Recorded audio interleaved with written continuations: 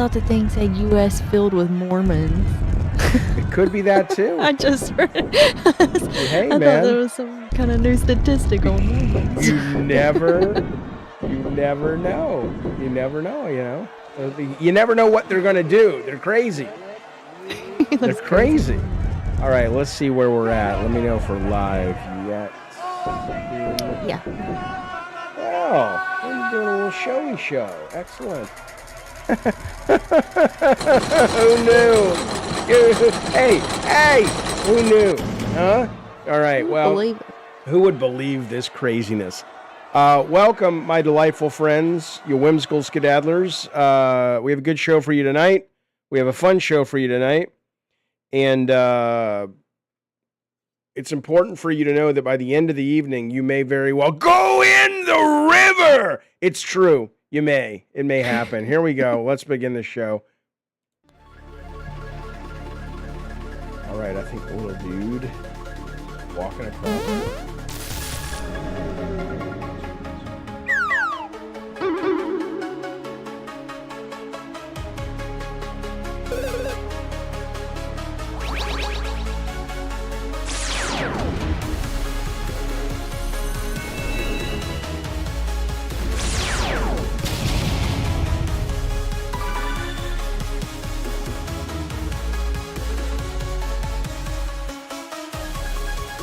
Now, shit.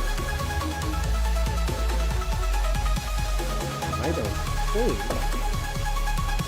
we will be being joined by Tech tonight. He's still sick on his antibiotics. We will see. He might pop in. You know how he is.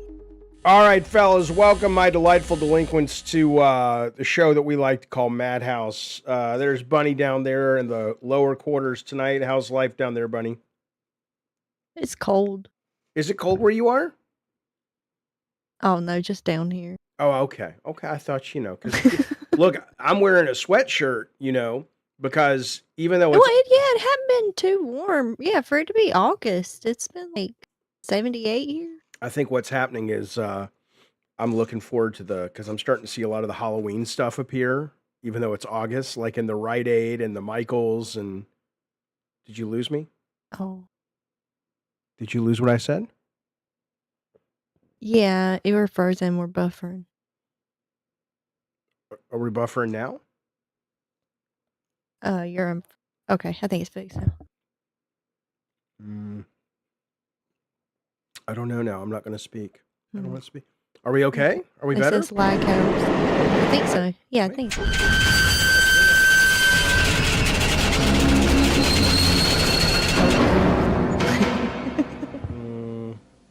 Might be going on here. Discord is having issues today, says Kim. What's going on? What do you mean? Should we not? Yeah, well, Discord was like down for a lot of people earlier. I don't know if maybe it's fixed. We're here. We're here. I mean, we'll try it. If it turns out this doesn't work, we will do it in Talk Studio or something. So we'll still do a show. No, my internet's blazing fast. Not that sound. What? You guys are hearing a sound? What's going on? Oh no. Oh Jesus! What is happening? What sound did you guys hear?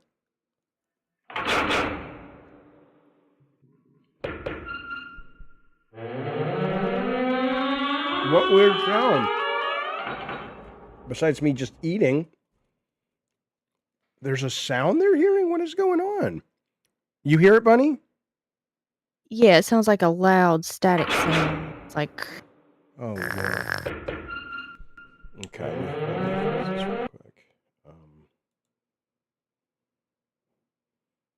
Tell me when it goes away, okay, Bunny? Wait, you just muted yourself, though.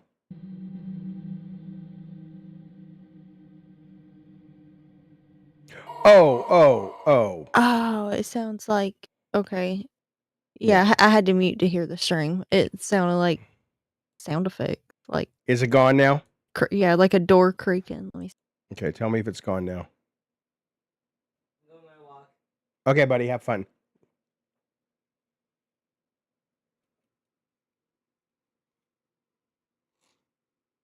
Yeah, I think it's gone. Is it gone? Okay. And you can hear me okay? Yeah. Yeah, sorry. We Yeah. had the it doesn't matter what it was. No. No. Oh, I can hear myself. I'll fix that for you. Tell me if you can hear your How about now? Test, test, test. Talk, bunny. Okay, that's good. Better? Yeah. Okay. Oh wait, no. It's just more delayed. Okay. Try about now. Talking and testing. Okay, that's good. You sure? Yeah. All right. Oh, we're back. Finally. Willie says I'm so confused right now. I understand. Willie. This is a very complex show we have to run here. Welcome to the Madhouse tonight, folks. I apologize for being a little bit discombobulated today. I had I'm not a creature of habit, but I did get, when I get knocked off, my morning is my most creative time. And I went to drop Sarah off at her new job today. And I'm coming back and I'm sitting at this intersection and the light is red. And I wait, of course. And the minute that it turns green, I hit the gas. And I have never heard, I was worried I hit someone or ran over, a horse, because it was like all this crunching from the engine. And I was worried that the engine was just going to drop out from the car. And even at 54, and I've been driving since I was, the day I turned 15, got my permit, right? You're still always not ready to be stuck in the middle of an intersection, And I had AAA and everything, so everything, is fine. It wasn't like a big deal. Yeah. And AAA guy came out, and it's now at the garage at our car place that we take the car to. And so we'll see what happens. It may be on its last legs. But the point is, that little wedge in the middle of my morning, it really threw off my whole day. And it's like, because it happened around 10:30. And so by the time I got back home, it was like 12:30. And I'm like, it's not the morning, but it's not late afternoon. I don't know what to do. And so everything's been like 2 hours behind. And so I do apologize to you guys. The engine mount, I don't know, at Hacker, the guy who picked up my car from AAA said it sounded like the engine or the drive shaft. And I'm like nodding like I know what the fuck he was talking about. I don't know what the fuck a drive shaft is. But I'm like, oh yeah, good one. Yeah. You see the game last night? I have no idea. That's what I thought. That's what I thought too. It's all ball bearings these days, so, so we'll see. We'll see how it goes. Point is, I'm a little thrown for a bit of a loop, but let me tell you what the show is tonight. We have a nice, delightful show planned. Our red door is very valuable tonight, you guys. It's $100, but it's only $10 really, because I want to bring your attention to what our very own Miss Bunny Button is doing. It's delightful. Let me show you some of this that Bunny has been creating, and then you'll understand what we're talking about here.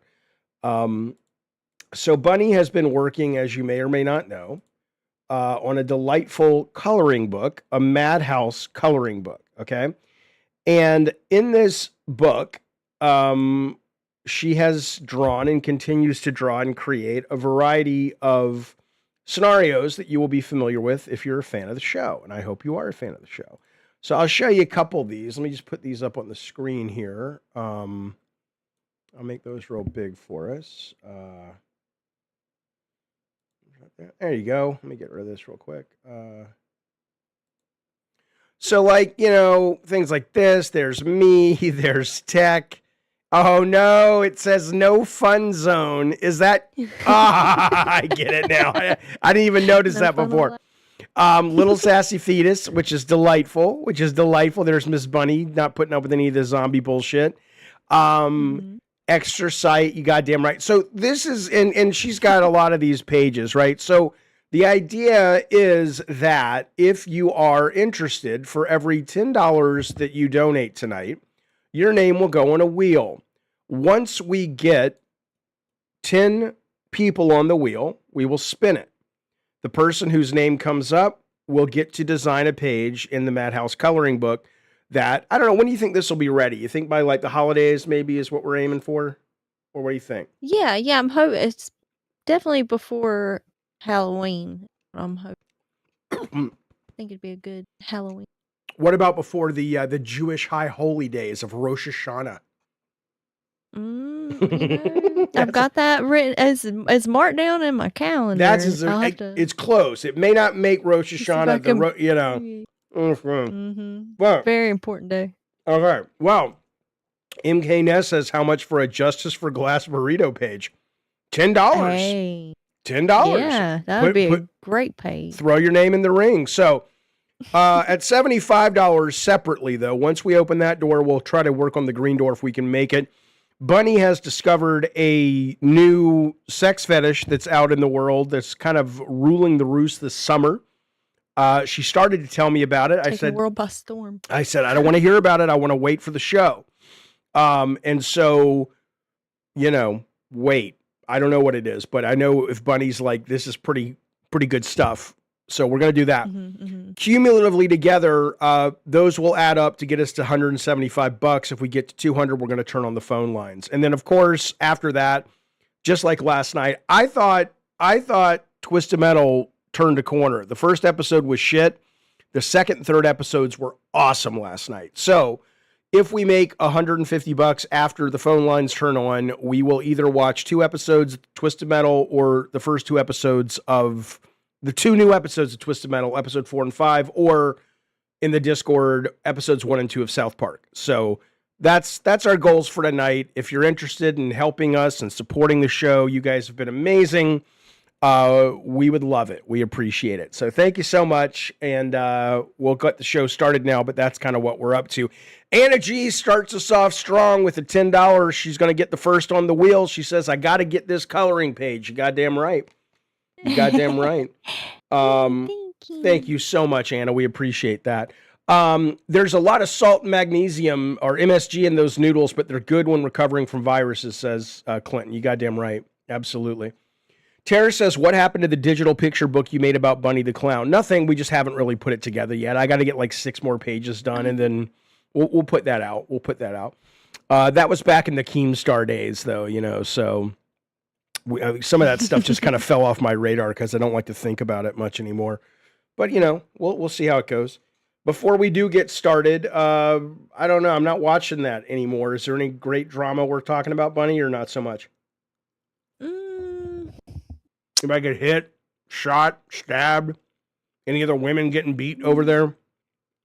No, I don't really think much is going on. There ain't really nothing interesting going on over there. Right. Give it a wait and someone will get a beat. Well, I bet that Batgirl, there's no way that Batgirl is sticking around, right? I mean, unless they like her because she's quiet and she just does what she's told. Well, yeah. Keem and Boogie are actually like really nice to Bat, so it's not the same dynamic they had before, and it's kind of funny because you can tell Keem like forces himself to laugh when she makes jokes. Oh, really? Like it's like they're trying to I don't know, they're trying to make her a crowd favorite, and I feel like it's really obvious. I mean, she's sweet. She's a sweet girl, I have nothing. Yes, I have nothing against her. But she's very I'm sweet. in this. But she's boring. I agree with you that she's just kind of which they keep bolstering her up as like she's a great co-host. She's a great like sidekick is how Keem kind of keeps putting it. Well, I mean, she might be a great sidekick. I don't think she's a great co-host. Yeah. But yeah, I don't know. Spanish Moon, thank you. He wants a coloring book page. Well, we'll put you on the wheel. That would be great. Thank you for that support, Spanish Moon. We appreciate that, buddy. We appreciate it. Oh, someone just said Dr. Wafers just said Batgirl got kicked off today, so I guess something did happen today. Wait a minute. She got kicked off. I missed that. The whole like her role is dead, or she just got kicked off today? Like something happened today. She probably got kicked off alive. She's probably going back on Cafe. She got a big old Cafe tattoo on her arm. Got the AI cow. It's so big and it's not cute. Why would she do that? I don't know exactly what their little logo looks like right there, and it says Cafe. Okay, is it a fake? Is it a fake cafe? A fake one? No. They reached a goal for her to get it. Wait a minute. Wait a minute. She's going on to Cafe, and she went and got a real fucking stupid tattoo. And she did. Look, I'm not opposed to this nice lady, but she's a moron, because what's going to happen when she loses that job, which she will? That's kind of the deal. Keemstar will love it because now she's got this fucking tattoo on her forever. Yeah. I also once had a tattoo from the cult I was in. Yeah, but to your credit, though, your cult came with lots of cocaine, right? That is true. A lot of cocaine. And did you have to spend money on the cocaine, or you just got it for free because you were in the cult? No. Yeah, got it. That was the perk. Yeah, all you get for like, oh look, I get to be in the Discord. It's like, fuck you, bitch. We got cocaine over here. You know, that's. Oh man. Yeah, I'll keep my cocaine. Yeah, you can keep your fucking. You can keep your. What do they call them over there? Your cow, or your. What are those little things there? What do they call them? You know, you're a talker. What do they give you? What do they call them? Pay pigs. You're pay pig. Pigs and the cash cows. You can swig for the pig all you want, buddy. We're keeping our cocaine. You enjoy that Jack Daniels, Billy. Which, you remember that time when I said that they all don't realize how close they are to being sex workers without they just don't take their clothes. Even the pay pig term and stuff came from, came from Findom. Yeah, cash cow, pay pig. Did it all really? That came from financial domination. Yeah. Okay. Those are common terms used.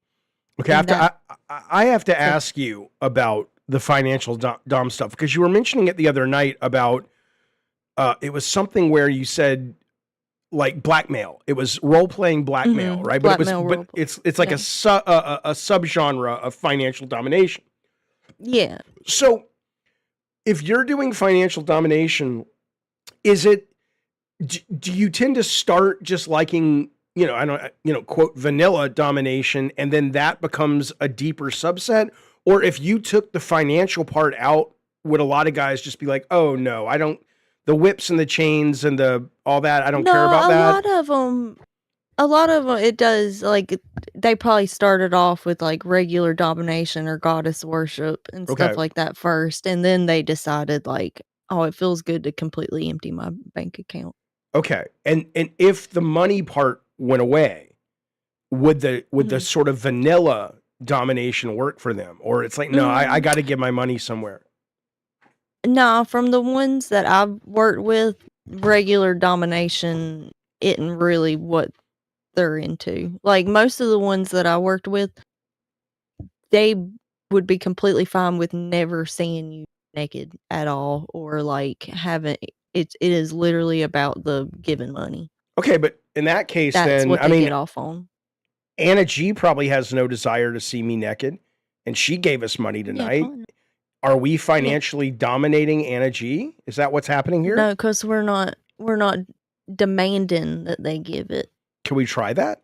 Would that work for us? How do I? Maybe. Go ahead, you try it. Tell me what to say though to somebody. Who do you think in our audience that we know would be susceptible to me as a financial dom to them? It wouldn't be Mish. You got Mish wrapped around your little finger, so it ain't Mish. Me? Yeah, Mish loves you. Maybe K-Nubs?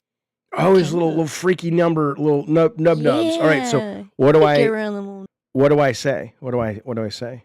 I like to go, because I specialized in humiliation and stuff, so I would go the route of saying, you need to go ahead and send me everything that you have in your bank account, because you're too stupid to know what to do with it anyway. Okay, let me start with that. Okay. Sup? Can I do sup? You start with sup? Yeah, say sup. Okay. Yeah, they like that. Sup, nubs? You little fucking freaky finger fuck. Let me tell you something. The only reason you were reading us the Goosebumps books is because that's all that you can fucking afford. Because you spend your money like a fucking moron. Here's what you need to do for Mistress Bunny and Master Jaffe. Go to your bank account right now. Is this good? Is this good? Yeah, it's good. It's great. Yes. Okay. Go to your bank account right now, and you give us $20 right now, dumb freaky finger bitch. If you even know how to do it. I bet your little nubs are too nubby to press the code in to give us the money. Dummy. Dumb little fingers. Now you do it. You pick it up. You pick it up. Yeah. And while you're at it, go ahead and put one of those nubs in your butt while you send it, because I know that that's what you want. Yeah, good to see. Oh, you're so good. Dummy. Love it. Oh well, I'm like the dollar store version of a financial dom, because K-Nub sent us he just said, well, yeah, but he just sent us 99 cents. It worked, but not quite where it needs to go. So all right, well, thank you, K-Nubs. We appreciate it. Okay, well, holy shit, Canty's my bitch. Canty's my bitch. Canty. I hope Canty isn't just showing up and having no idea what we're talking about. I don't know if it's a thing, but I feel like it should be a thing where it's like reverse financial domination, because I feel like Canty's kind of doming you with her big buck. Watch this. Watch this. Always. Watch it, champion. All right, watch this. Okay. Canty, of course you...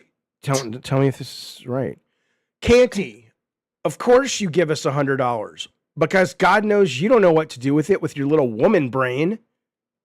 Is that good? Is it good?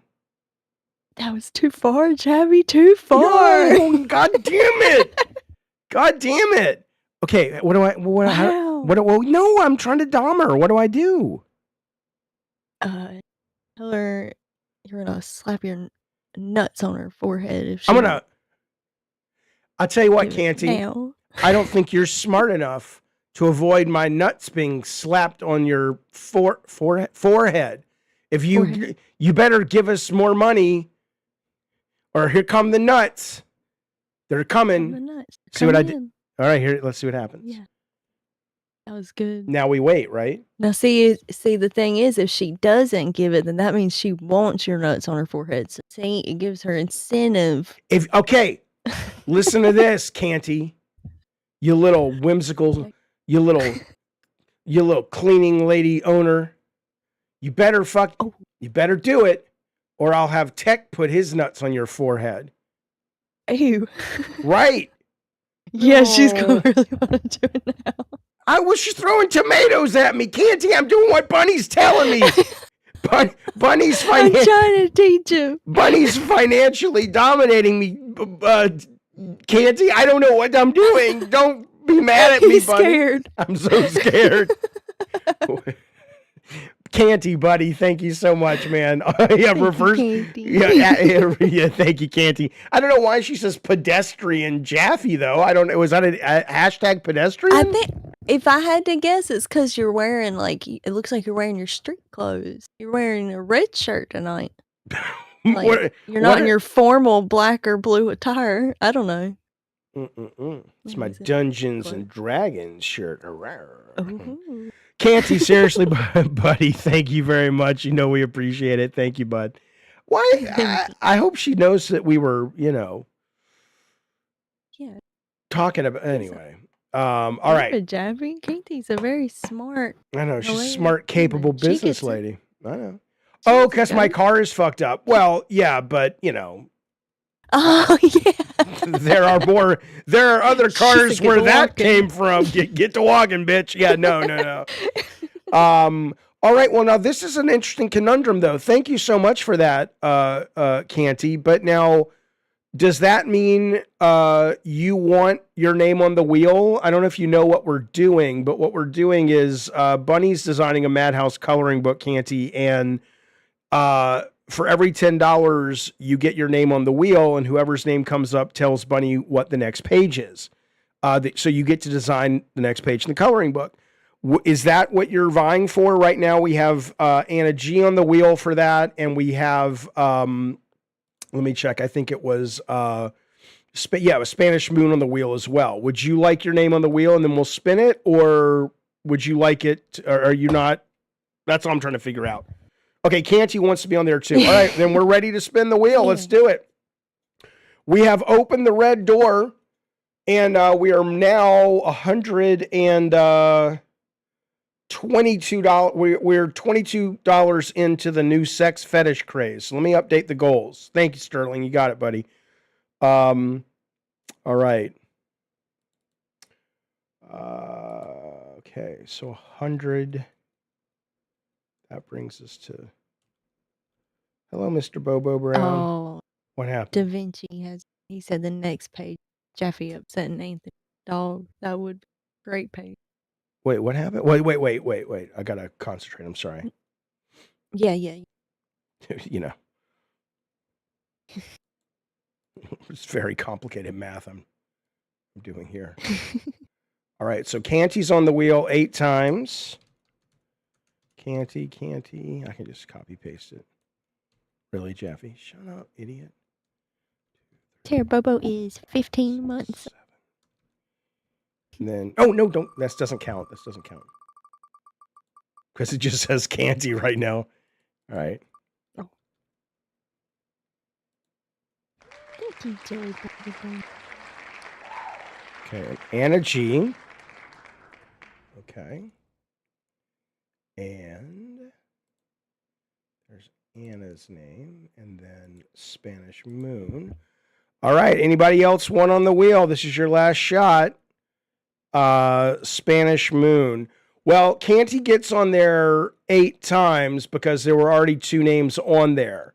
But if it turns out that Bunny's willing to do a second page and you guys want that, we can do another wheel. Yeah. But for now, though, let me show you what we're playing for. Show them what they've won. Let's put this up here.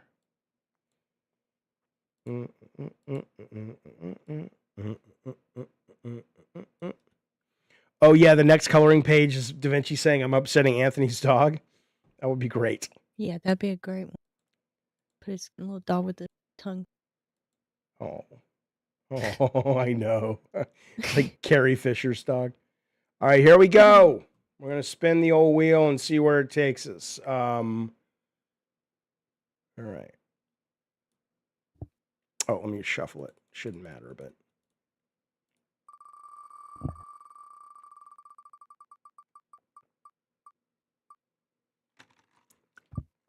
It's capitalist world, boys. Canty.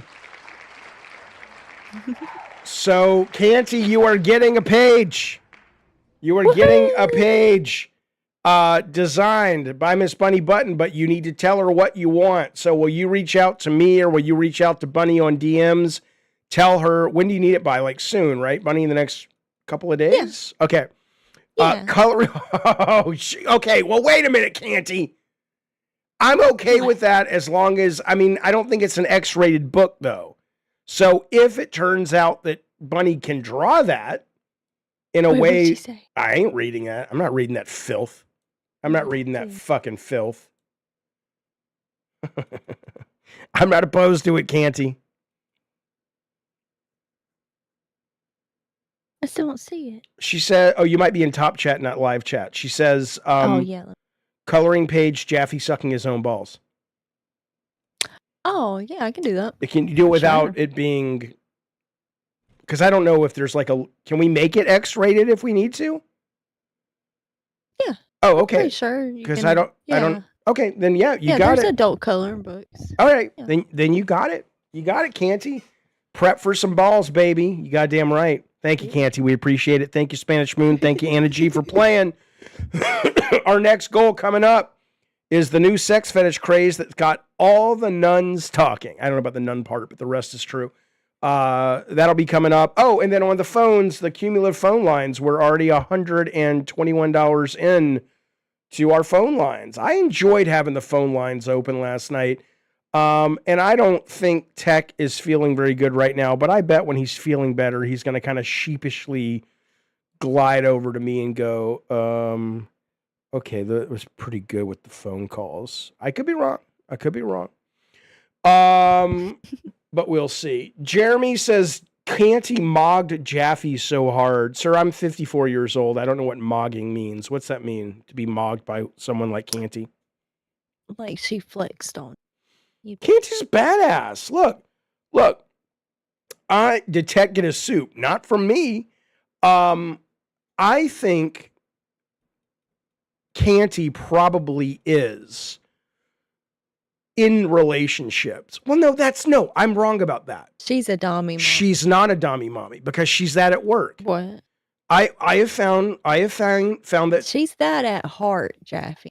She may be, but I have found that women, don't know about men, but I have found that women are the opposite. I'll give you a great example without telling you who I'm talking about. I worked with this wonderful executive. She was fucking dynamite. And one night, and her husband had a pretty highfalutin job as well. Different company, different industry. And one night, so they would always work late anyway. But one night she's like, oh, I have to leave at 5:30. I'm like, but we're doing this and that. I thought you were here for the dog and pony show. She's like, oh, no, my husband will be home in an hour and I have to make dinner. I'm like, motherfucker, you're one of the key executives here. Why don't you just tell your husband to order? She's a good wife. Well, the home role was totally reversed from the office role, is all I'm saying. And I thought that was fascinating. So I think, but I can tell that Katie truly enjoys bullying you, Jaffe. Oh, you think she's sweet on me? I think she wants to peg you, and I think we should set up a goal. Well, she's married. And I'll set up a camera. I bet you would. Well, she's a married woman, and I don't know if my butthole would enjoy that. That seems quite painful. I mean, isn't that a painful thing to have happen? Like not like in a flirty way, but like in a, you're putting I mean, like when I go in for a colonoscopy, they give me tons of drugs and they are experienced at sticking a little malleable camera up your butthole. That's just, I mean, and they're not to be confused with a Mormonoscopy where they put a very malleable Mormon up your butt and they don't put you under that. Yes, but my insurance won't cover that. I've asked. Yeah. Because they're very thorough. They're very upset they could never find the Joseph Smith tablets. So they're like, we're going to find this fucking polyp. If we couldn't find the tablets, we're going to find your fucking polyps. But we know where the polyp is. That's right. That's right. And maybe, just maybe, Joseph Smith says we'll also find the tablets in somebody's colon. Yeah. But gotta look. You gotta look, right? Joseph Smith, he would have never found the tablets if he hadn't been looking. So, they're natural colonoscopies. Amen. But the bigger point, though, is that's, joking aside, though, that is a lot of work to get somebody to put something safely in your butthole. Now, Canty, brilliant as she is at running one kind of business, she just gets a fucking plastic toy and put some Vaseline on it, and you're supposed to feel like you're not going to get ruptured, and what's that thing? There's the colon, and then there's the thing like goes into the stomach lining and the intestine. Like, isn't that going to get ruptured? Can't that all get? She's going to rupture all of it. She's going to blast through all that. I'm just saying. I mean, I'm not joking. I'm not joking with you because I hear a lot of people talk about pegging and stuff a lot more lately. And I'm like, okay, but joking aside, how does that, do people get hurt a lot? Well, no, if you do it right. I mean, so that's what I meant. Go in easy. Okay, so it is there. And then, once you're in there, then it's all bets are off. Okay. All right. Then, yeah. maybe Tech could, we could have Tech try it with Canty. He could go in as like a understudy, like a stand-in. Let me know how the water is first, Tech. That's right. Yeah. All right. Yeah, JD says only one way to find out. But now this is not the fetish that we're going for at $75 tonight, right? This is a different thing.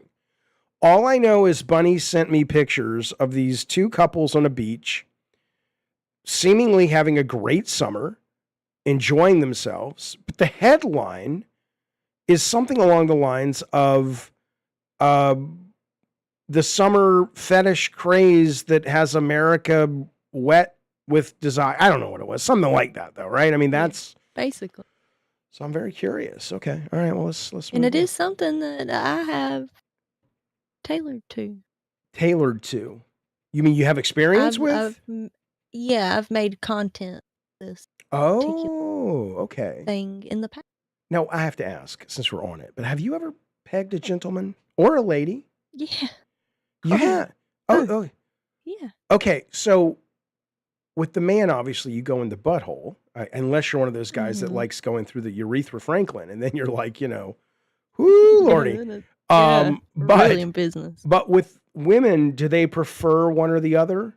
Because Oh, some girls love both. do they have double dildo Oh, peggers? yeah, So you can be they one have woman? strap-ons where you can put 2 on, yeah. Wow. I know nothing. And they have, strapless strap-on where Strapless to hold it strap-ons. in place, Well, that would it be called actually called goes something in. different, wouldn't it? Well, yeah, but it works the same. It's a dildo that you use to peg someone with, but to hold it in place, you put it inside yourself, hook inside yourself, and that part Oh. vibrates. So Okay, times are okay. changing. I gather around children, absolutely. Your Yeah.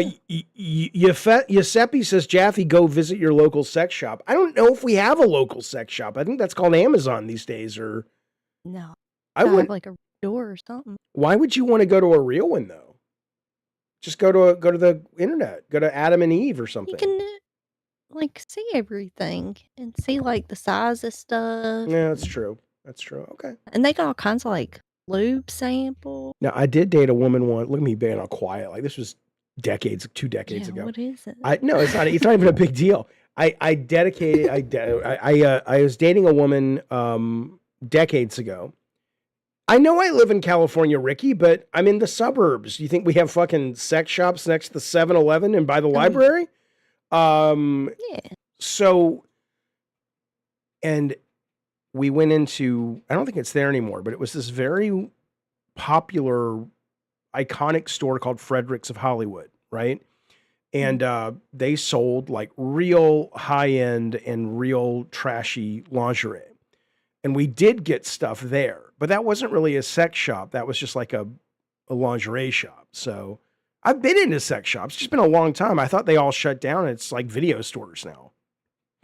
We got 2 in our town. That's why I find it hard to believe y'all got one. Oh, I'm sure we 'Cause do. I'm in Bible Belt, and we got 2 in our tiny little. Well, yeah, but those are both in the church basements, You right? probably have an Adam and Eve.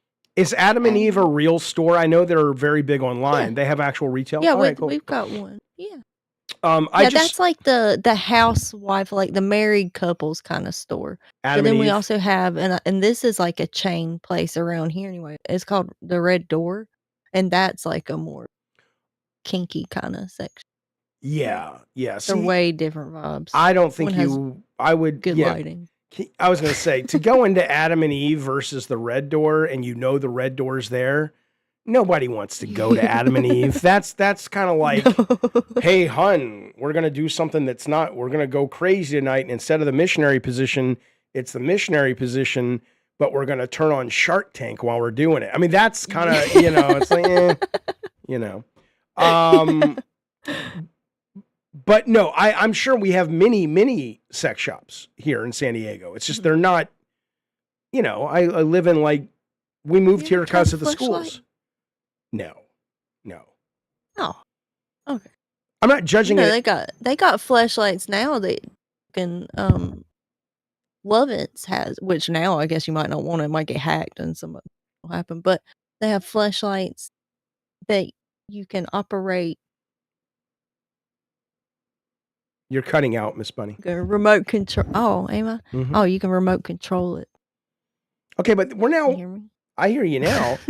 But at that point, why not just go out and get a nice lady? Well, yeah, I guess you could do that. Although the fleshlight, you don't have to get dinner for her.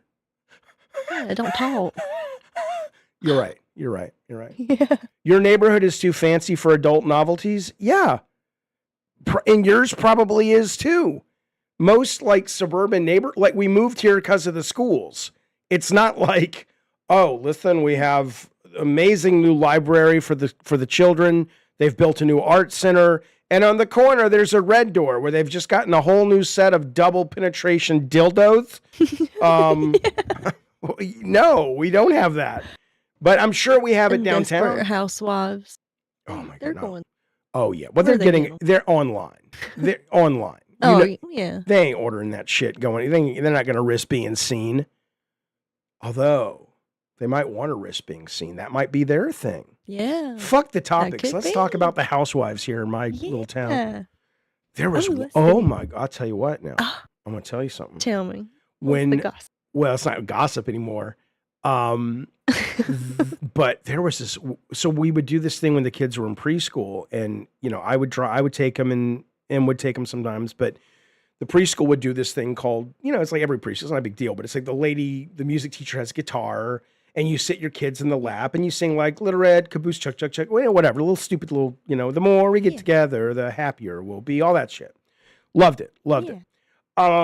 Matthew says getting Jaffe to go downtown is like an act of God. You're right.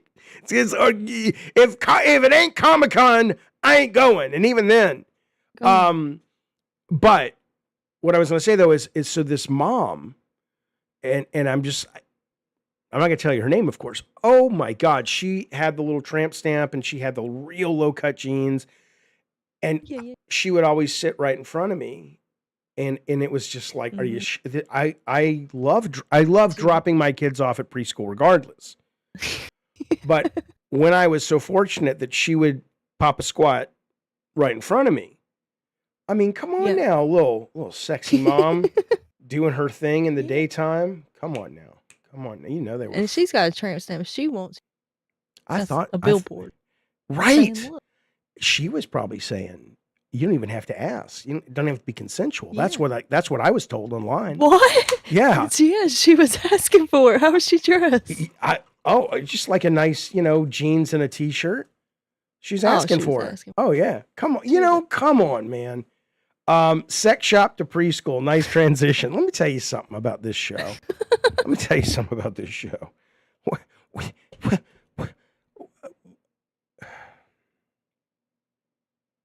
Now, the lady who sang to everyone, she died of brain cancer. Oh, fuck. What a twist. What a twist. Not the mother. The lady who sang to us. Alive and well. Well, now she's too old. I don't know.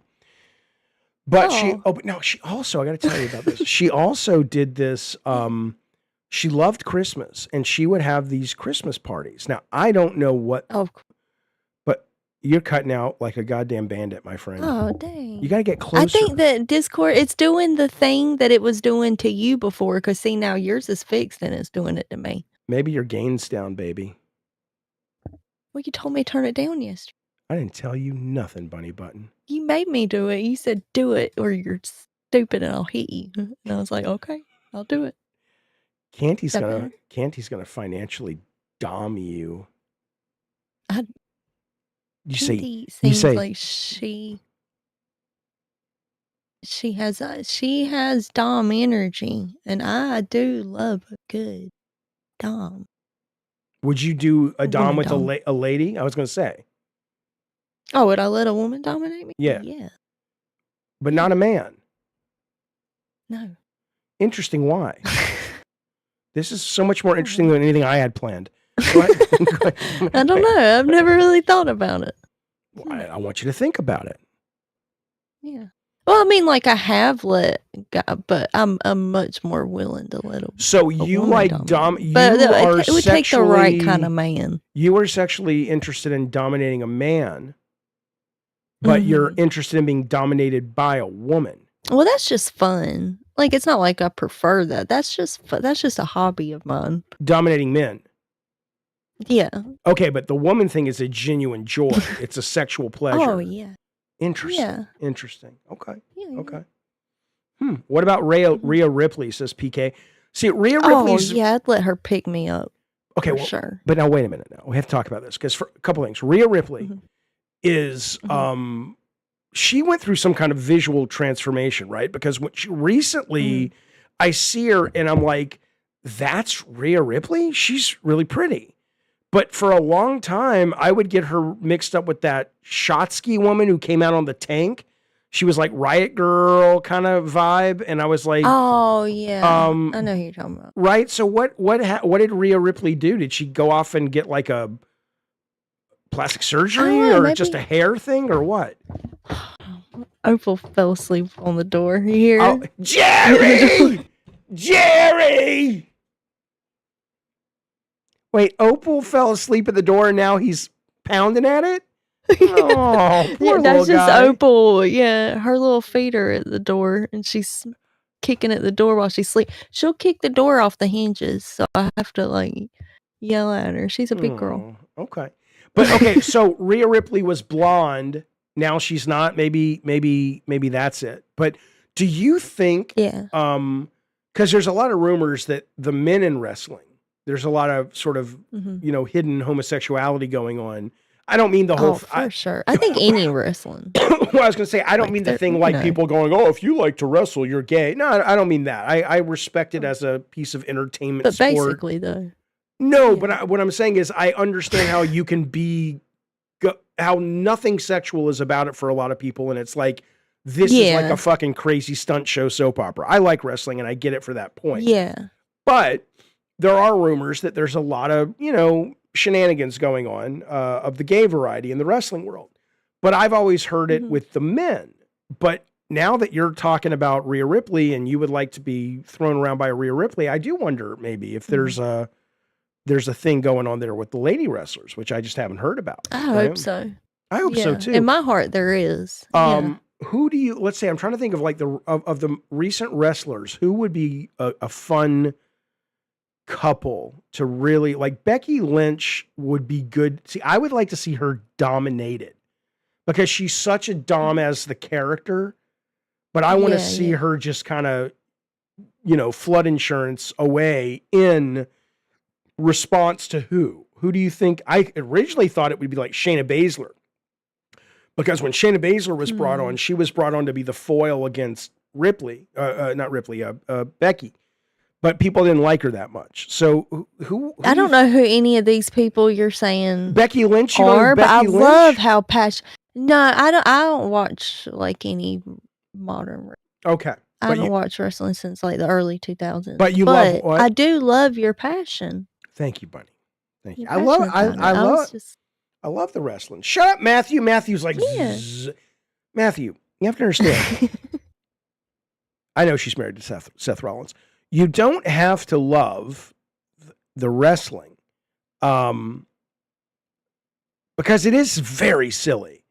I think the thing with the wrestling is a lot of people poo-poo it because they act like the people like me who like it aren't aware of the insanely over-the-top camp and silliness and goofiness. It's like, yes, that's what's fun about it, right? It's dumb. It's dumb, is all I'm saying. Da Vinci says the whole show is oddly Howard Sternish, old Stern, lots of sex stuff so far. I think there's two reasons for that. Well, because Bunny brought up some interesting topics I hadn't thought about before. And we're going to, if we can get the money raised, we're going to be doing the sex fetish story and turning on the phone lines. Come on now. But the bigger part, obviously, Stern's on the mind a little bit because he is retiring. And, I don't know if he's retiring, but they're not renewing his contract. But a lot of it too is, I'm very aware of like when I saw an interview he did with David Letterman where he says, he went into therapy and he realized he was like 63 and he couldn't keep doing all this crazy shit he did when he was younger and all that. There's a point where it's just creepy. And I'm like, well, it was always creepy. let's not kid yourself, Howard. It was always creepy. But it was also silly and fun. But I'm like, okay, I'm 54. Yeah. And it's just fun, stupid shit to talk about. It's like, I hope I never outgrow wanting to talk about weird sex stuff. That would be tragic because I think it's fascinating. And it's so much new stuff comes out all the time. There's always new sex stuff to talk about. I know. I mean, the idea of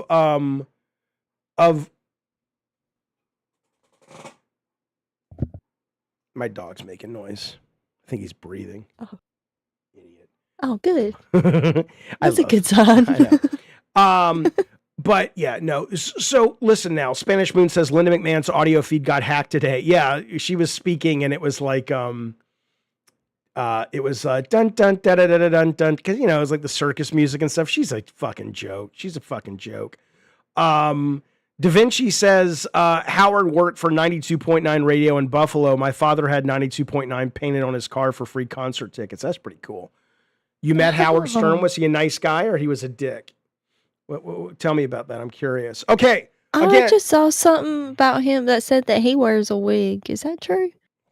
I don't know. I mean, crazy. It wouldn't surprise It's crazy if it's just been a wig this whole time. I mean, the guy, well, I mean, look, if you look I couldn't picture him without it. Well, look, talk about a fucking goddamn glow up, right? Look at this shit. Howard Stern, WNBC.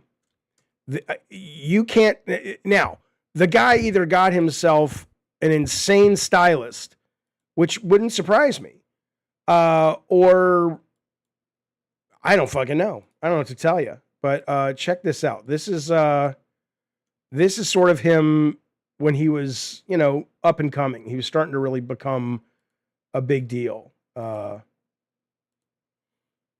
Right? So it's not like he's become a good-looking man, but he's definitely got style now, right? And so, but maybe he does wear a wig. I couldn't tell you. That's crazy. But I like him. I've always liked him. I know some people like to, shit on him and stuff, but I've always enjoyed him and found him very introspective. And, and if you ever listen to him and Jerry Seinfeld talk about transcendental meditation, I mean, it's key. It's fucking key, man. I love that shit. Listen to this. Yeah. Richard Joseph says, hey, what happened to the IRL setup with tech? We're still doing it. It's just that we're going to save it for certain episodes like Friday High Day.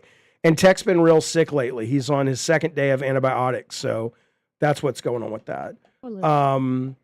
Okay, so Da Vinci says meeting Howard Stern, he was nice, but he was a bit egocentric, which I guess I could see.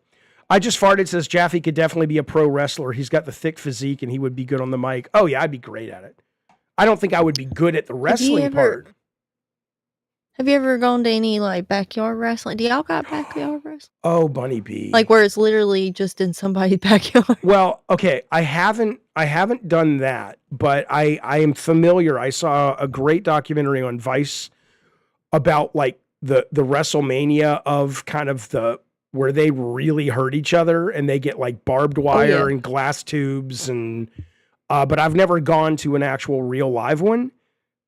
I would love to. I love it. It's so dumb and silly and just delightful. And they still they have their little storylines and stuff, or at least the one that I used to go to. I had a friend all through school that he wanted to be a wrestler. That's all he ever talked about. And now he's, 34 years old, still doing backyard wrestling. I love it. That's good though. I mean, what was the reason he never became a big wrestler? What do you think the issue was? He got a girl pregnant. Yeah, he got a girl pregnant. And that you can't wrestle when your girl's pregnant? He just had to take care of the baby. And then just kind of okay. Yeah, he stopped trying to go pro, but he was trying to go pro for a while until he had a baby. If I would have known, again, I don't think I would have stuck with it because I wouldn't have been able to put up with Vince McMahon's bullshit, assuming I would ever even have been good enough to be a wrestler, which I wouldn't have been. But I'm just saying that, it would have been a lot of fun. Okay. Yeah. I'd rather just, look, MK Ness says my city has full-on little people wrestling league. That could be cool. Yeah, we do too. Yeah. Oh, we don't have that? I've gone. It's great. Oh, we also had somebody send you footage or tech footage of little people circus? The strippers. Yeah. They were strippers, yeah. Yep. Oh, very cool. That's awesome. Okay.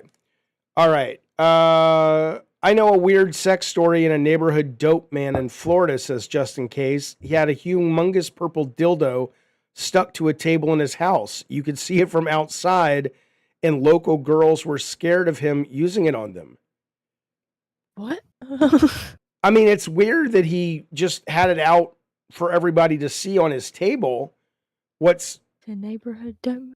But the idea that girls would just walk by and it's like, we did. It's gonna get you with this. I mean, yeah, you're right. Was he like looking at the girls as they walk by? Otherwise, it's like, wow, you think a lot of yourself, don't you, sweetheart? It's just this dildo. It's just on the table. Shut up. Nobody's fucking you with that dildo. Nobody wants to fuck. God, now I hate this girl. I don't even know her and I hate her. All right. Listen, we need your help desperately. We are only 50 or 40 or a couple handful of dollars away from the new sex. People are like, why do I want to pay for that, Jaffe? We've been talking about sex shit all night. You're right. Oh, you're right.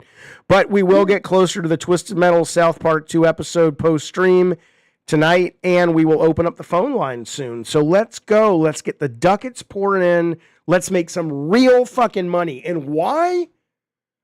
Because it's the best show on the internet, man. You know it's the best show on the internet. We connect with you. We spend time with you. We adore you. You're part of our family. And if you don't, you go in the river. Yeah. They're scared now. They're too scared. Bunny's pulling out the the purple dildo. Yeah. Speaking of dildos, though, and it is kind of annoying because one of the topics is like, is America a stupid fucking country? Look, I like the WNBA. I like Caitlin Clark. I don't watch sports for the most part, but when I do watch them, I like them. I mean, I do watch sports sometimes, but rarely the WNBA. But the point is, they're a valid league. They deserve to leave them alone. But now the new thing is guys are going to the actual games now. Have you seen this? And they're throwing sex toys onto onto the fucking basketball court. And there's two problems with this. The first one is the actual danger. No joke. I don't mean like one woman got hit in the ankle. I don't mean that. But if you're not aware and you're running and dribbling and trying to, and you trip over a fucking dildo and you break your fucking career gets ended over a dildo. I mean, shit. Somebody's getting fucking sued, right? And even the sex toy industry has come out and said, please stop buying our shit and throwing it at these people. But the other part is just the thing that really bothers me at a safety level and like such a disrespect. These are people's fucking jobs, man. Yeah. It's their passions. It's their, career. And you're just, but the bigger part at a meta level is just, again, how threatened so many of my fellow men are. It's like you can be a dude who isn't a little soy boy, which is their biggest fear. You can be that and still not have to kind of be like, oh, you're a woman, get it on and fuck you. As much as you're playing a game and you're great and better than I could ever be, you're still a woman and I can still fuck you. Look at dildo. It's like, there's something loaded there, Miss Bunny. The fact that they are throwing, they're not throwing. I wouldn't have thought it. I didn't think of it that way when you first presented it. But I see what you're saying. But it is a little funny though, right? Like it's a little bit. No, I don't find it funny at all. Okay. I really don't. Because I feel like just the thought of a dildo hitting the basketball court kind of makes me laugh, and I don't know why. Well, if you get it like a 3-pointer, or if you're able to time it, so like the 3-pointer's about to go in and it knocks it out. If it lands on the suction, right? Like, that's funny. That's kind of fun. I couldn't help it. Okay, but that's different. You're talking now about a level of Harlem Globetrotter-esque skill, and showmanship. Of course, we would all applaud that. But they're not throwing like, what are those little box things that you dressed up as recently that people want to get the demonic one? Oh, the Labubu. Right. They're not throwing Labubus. They're not throwing donuts. They're not throwing, books. Oh, that would just be silly. Right. So, I mean, there is something loaded. Okay. Brian says hockey fans throw items on the ice regularly. Yes, but I'm sure there's not, I could be wrong, but I'm sure there's not a sexist component to it. It may just be, you fucking suck, motherfucker, and you throw like a dead fish. I don't fucking know. Matthew says, did we all just... hockey fans keep a dead fish. I don't, well, Matthew says, did we just invent a new sport? Yeah, can you imagine? It's like, it's every sport, but with the sex toys. And you spend a lot more money Replace for the ball with the dildo. No. It's the straight up game, but the fans that spend a lot more money can sit at throw's length, and as long as what you're throwing is like your team's color, so they can kind of know. I think it would be great. Yeah. It would be. Carlos says it's kind of weird spending money on a dildo and a ticket for the WNBA. Because it's too much of a financial commitment, or are you saying both things are weird?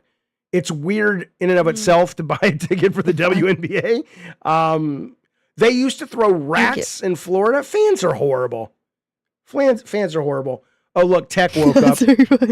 Poor rats. Tech woke up. Thanks for showing up. He says there's too much sex talk. Okay. It's like, we'll take that on under advisement, Tech. Go back to bed, pal. I'll write that down. What were you saying, though, about the rats? Like, it would be kind of hard not to laugh at somebody throwing a rat. I'm not saying in the middle of a game. Of course. Yeah. But we have to be able to separate the fact that there are there's hilarity that may ensue from the fact that when it's the WNBA and it's sex toys, it's a bunch of man children. That's my point.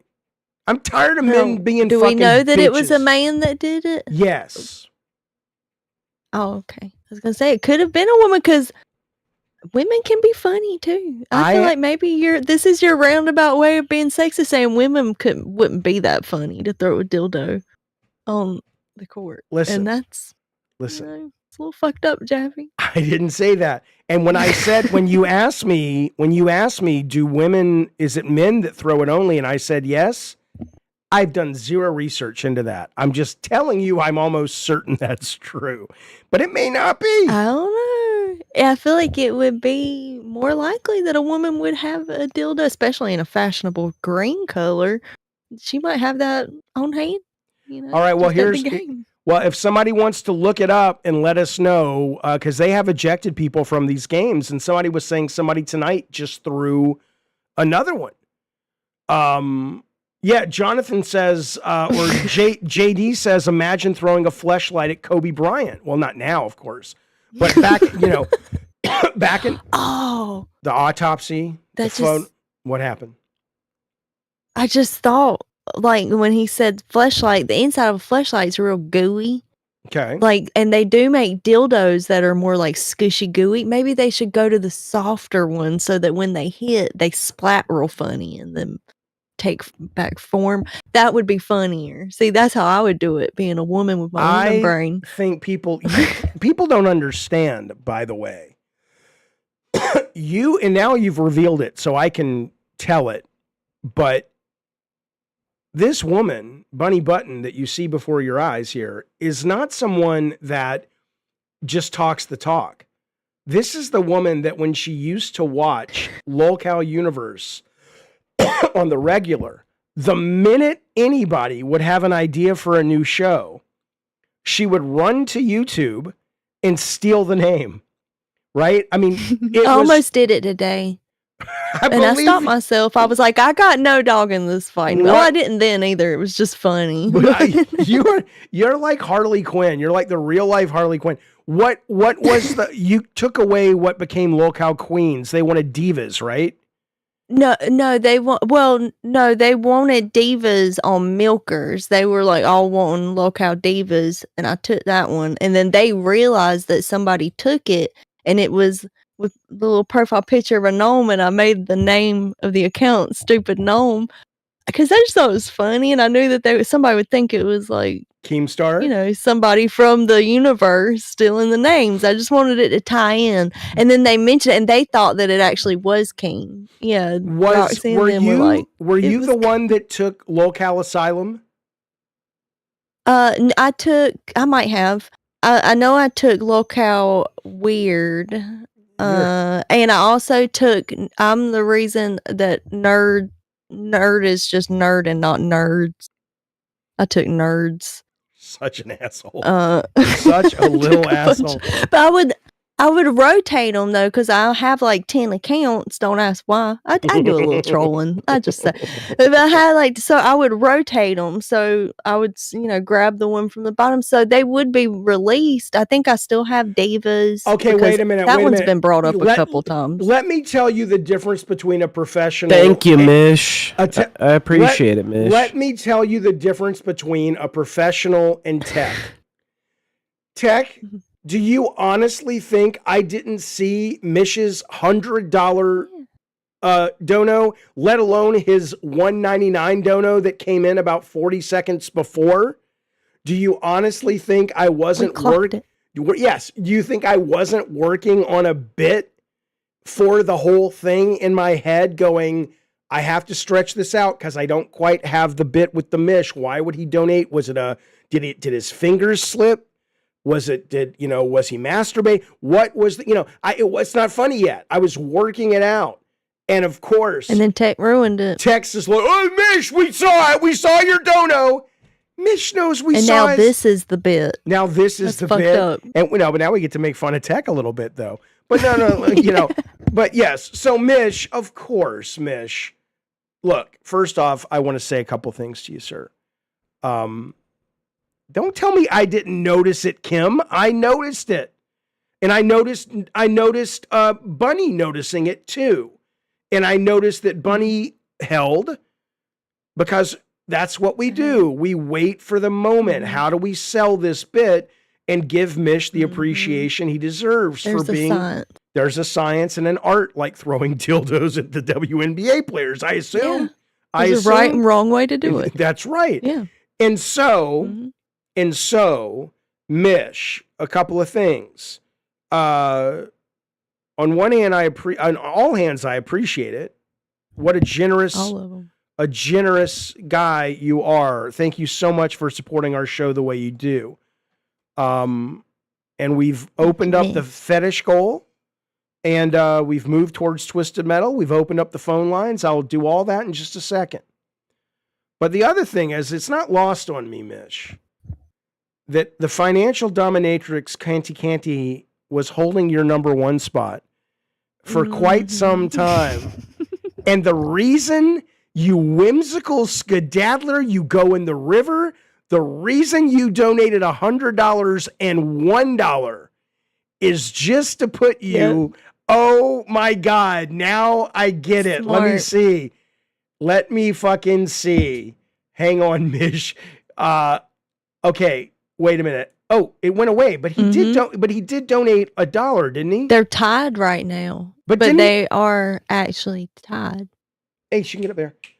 But didn't he donate $1 before he donated this? Yeah. I don't see it anymore. Yeah, it says $1.99 message deleted by Frank Last. Oh, you son of a bitch, Frank. Why would Frank Last delete it? I thought it was Mish that donated I swear I thought it was Mish's too. Oh, maybe his profile picture looks close to Mish's. Okay, well, they're tied. They're tied. Oh! Oh, yeah. Fuck. She listen. Those tomatoes are for you. She's dominating. She's not for me, for Mish.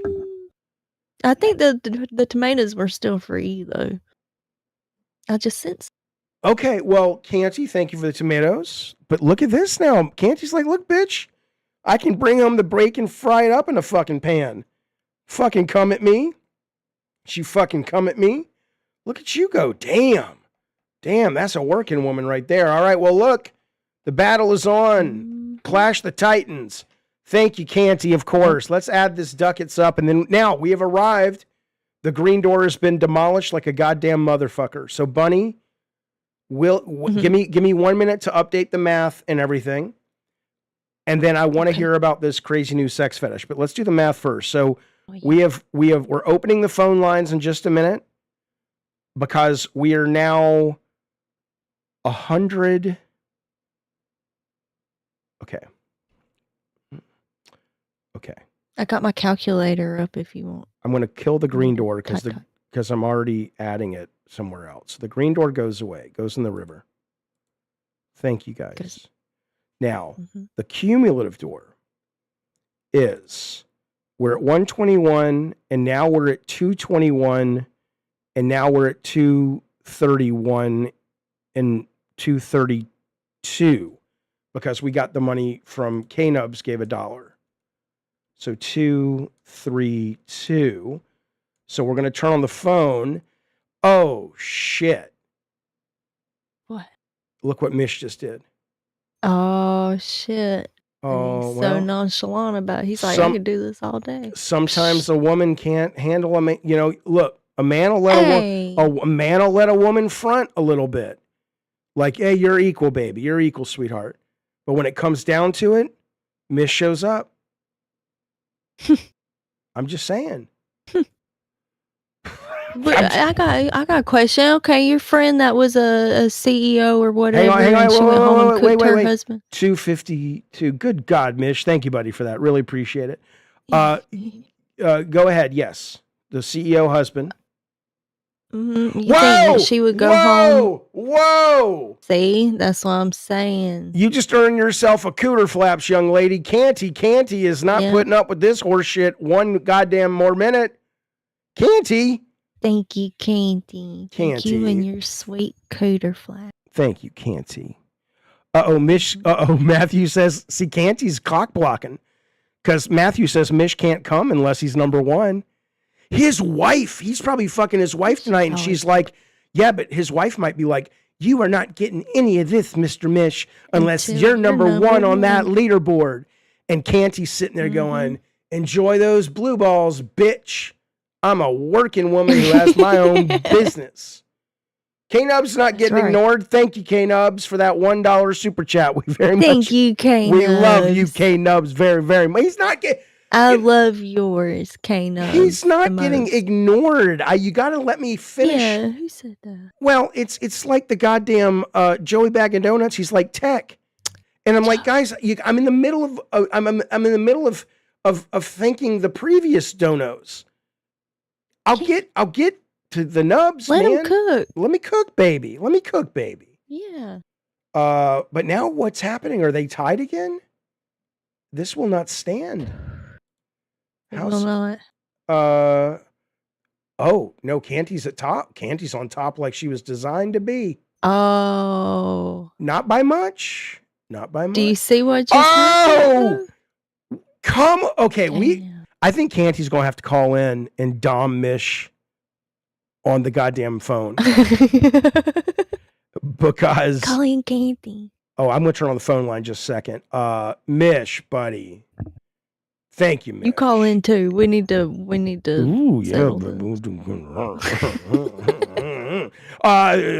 Come on now. Mish, goddamn, he's fucking his wife tonight. She's like, you better get ready, baby. I'm getting out the double, what do they call them? The double penetrating. Wouldn't it be crazy if they were married? Oh, those two and guys. We didn't know it. And they're just sitting in bed together and they're like, these idiots. No, that's hot. That's hot. Yeah. I'd love it. Yeah. Mish. All right, well, look. Okay, so 272 plus 50. Bunny, do the math, please. I'm a dumb man. 270. 322? 272 plus 50, you said? Yeah. 322. Okay. My calculator told me so. Okay. And what I love is Jeremy Rogers says, he says, I want in on this battle too. And then he donates $1, which we love. Thank you, Jeremy. Thank you very much. And thank you, K-Nubs, very much. That gets us up to 324 with both you guys. I just liked he's like, I'm going to be part of this too. Canty's not fucking you tonight. You can't hang with her and Mish. They're the bad boys of finance. Look at this. At this point right now, we got Mish. Oh, Mish just. I don't think Canty can close that gap. No, she's don't ever. Well, I'm just my Canty. I love Canty. I love Canty, but this is a gap I don't think she can close, even with her successful business. Is all I'm saying. And poor Anna. Anna says my third place looks so sad. It does. Oh, Anna, you're doing great. I love you. We love you, Anna. It's excellent. It's excellent. John, thank you, Johnny Soul. Get in there, buddy. Get some of this love. Get some of this love. Thank you, John. Thank you, John Sulk. Why don't you give little Johnny Sulk a cooter flaps, Bunny, if you don't mind? I appreciate it. I would not mind giving John Sulk a sweet cooter flaps right on the lip. Oh my. Which lips, you'll never know. Okay, now we're going to turn on the phone lines, but first we're going to hear about this fetish. Bunny, please talk to us. What's going on? The fetish. Yeah. Let me pull up my data. Your what? So I got all the stats right. Okay. So since summer started, this very particular search has emerged on clip websites and like clips for sale. I want clips, like mini vids, place where you buy custom made stuff. Wait a minute. Custom made. I understand there are clip sites, but you're saying custom made. Like you can go and say, I would like a video. You can pay for your own. Yeah. So if you have I've done some crazy custom videos on people's requests, like what is the popular fetish this summer. I've done on request. Okay. Oh, y'all want to guess what it is? I want to guess. Something summer thing. But how much do you charge? How much does somebody charge for a fetish, like, or any clip, whatever it is, even if it's just like a... If I was doing like a regular video, like a vanilla type video, like I would do $8 a minute. So you can give somebody $8 and they'll masturbate? Not including like the masturbating. Just like a cameo? Like, hey. That was like basic. Yeah, that was like a basic starting rate. And then if you wanted to add stuff, like if you wanted to add using a dildo, you would add like $20 and then add, there was an add-on system. But if I was doing like fetish stuff, the base rate was $10 an hour. And then, whatever you wanted. So does this fall into the fetish bucket? Yes. Okay. Yes. Let's do 20. Let me tell you what the people who enjoy this fetish, what they're called. Well, wait a minute. Let's do 20 questions. Let's have the audience try to guess. So you guys ask Bunny Button some questions to drill down to see what this fetish is. We know that all we know right now is it's a popular fetish that has hit the charts in the summer, right? Mm-hmm. Tara says, what's the fetish? No, Tara. That can't be one of the 20 questions. That's how it works. It's like 20 questions. What's the answer? I'm thinking of a guy. Who is it? No, you know. Okay, Simon says, does this involve penetration? No. Okay. Brian says, is it eating watermelon? No, but I have done that for money. Hell, Tech did that on the stream last night. It was a big old watermelon. Yeah, I could have made some money. All right. Is there a special outfit involved? Says Simon. No, but the girls who make it do tend to wear a bikini. But anytime I've ever fulfilled this request, that's never been a part of it. Robert says, is it ice cream? No. Does it involve, says Eric the Red, an inanimate object? Yes. Okay, so summer inanimate object. Does it have something to do with sandcastles? No. Okay. Does it involve a shower of some kind? Asks Terror. I've seen that's not like a factor into it, but it has been done. Ectoplasm Arcade is guessing slapping cheese slices on your knees with ketchup and mustard. No. That's probably something. Rocker Matt says, does it involve ice cubes? Nope. Does it involve, as Joey, blowing up a toy? Yes.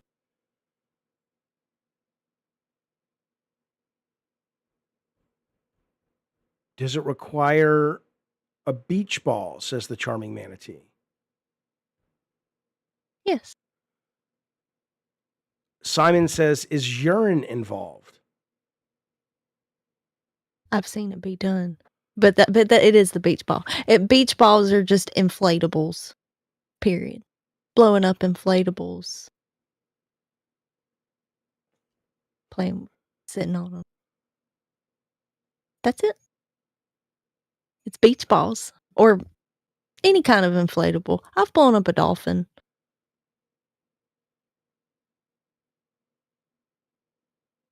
Oh.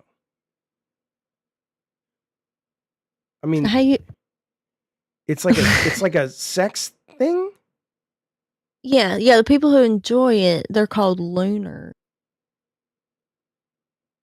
And you call them.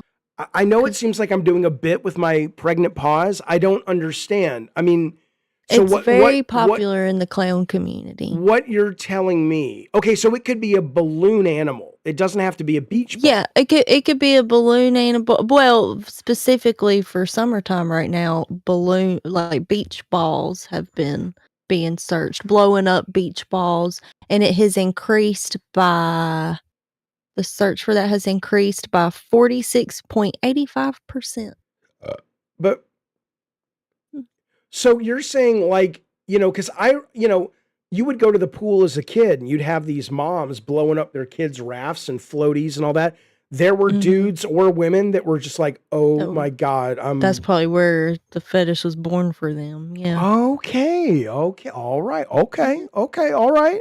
Yeah. And there's also like, they make these special balloons that are like really easy to blow up, and they blow up really, really, really big, and the women will like get on top of them and pop them and stuff. And that's another favorite. Man. Y'all can make fun of that little Tay girl woman all you want, but all she's got to do now is get a beach ball. She'll make another $1 million in 3 hours. Mm-hmm. God damn. One pump says, so wait. People jerk off watching you blow up inflatables? I guess so. So. Yeah. And some of them want to like, they want you humping on it and stuff, but that's even a whole separate, type of person. The ones that want you doing that versus the ones that just want to watch you blow it up. There are plenty. I had a guy that used to pay me a lot of money just to blow up latex gloves. He wanted you to just blow into a latex glove, blow it up, tie it, do another one. Why?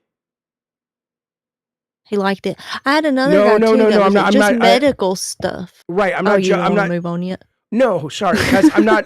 I didn't want that to come across like why, like I'm being judgmental. I'm saying, did he have a understanding of where that fetish had come from? Because that's very. I don't know.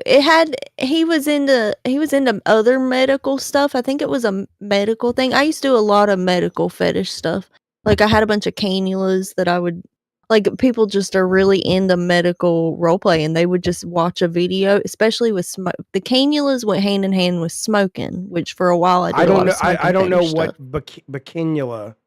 A cannula is the thing that goes in your nose when you're in the hospital that gives you oxygen. Okay. So I just bought a bunch of those tubes because a lot of people who are into smoking fetish stuff will also be into like you just sitting there with one of those on and smoking a cigarette.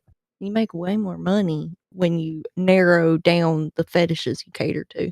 So I did a lot of smoking medical videos. I did a lot of smoking with latex gloves on or smoking with a medical mask on. What I was Dr. Bunny. What I'm gonna write this down. What do you charge for that?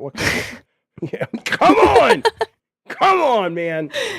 Yeah, the more specific the fetish is that you cater to, the more money you can make off of it, because there's probably not that many options for other models that do that thing. But okay, so do you think? I mean, I'm not. I don't agree, Matthew. Matthew says, "What the fuck? People are strange." I don't know. I don't know about that. But the idea, though, that on one end of the spectrum, it's the man and the woman go home and all they do is the missionary position every Sunday night during sex night, and that's their sex life. And that is rightly, I don't know if it's rightly mocked, but of course you would say, well, that seems a little problematic. And on this side, it's easy to say, it's like, this is problematic. And it's like, this is the official normal. And I don't think there is a normal. And I think we all know there's no normal. But what fascinates me about all this is I understand that there are buckets that a lot of people fall in. You're into foot fetishes, you're into BDSM, you're into giantesses or whatever. But when you start getting specific... Oh, that's another one that has been on the rise this summer is giantess. Giantesses. Well, when you start getting into... Oh, my thing is very specific. It's latex gloves being blown up, right? At that point, you have to ask yourself, is it a bigger effort to go, I want to go get cured of that because I can't get off without that? Or is it finding a partner, if that's what you're looking to do, that's more about going, baby, we're all fucking crazy. If that's what you need, I'll get all the you know what I'm saying? Like what?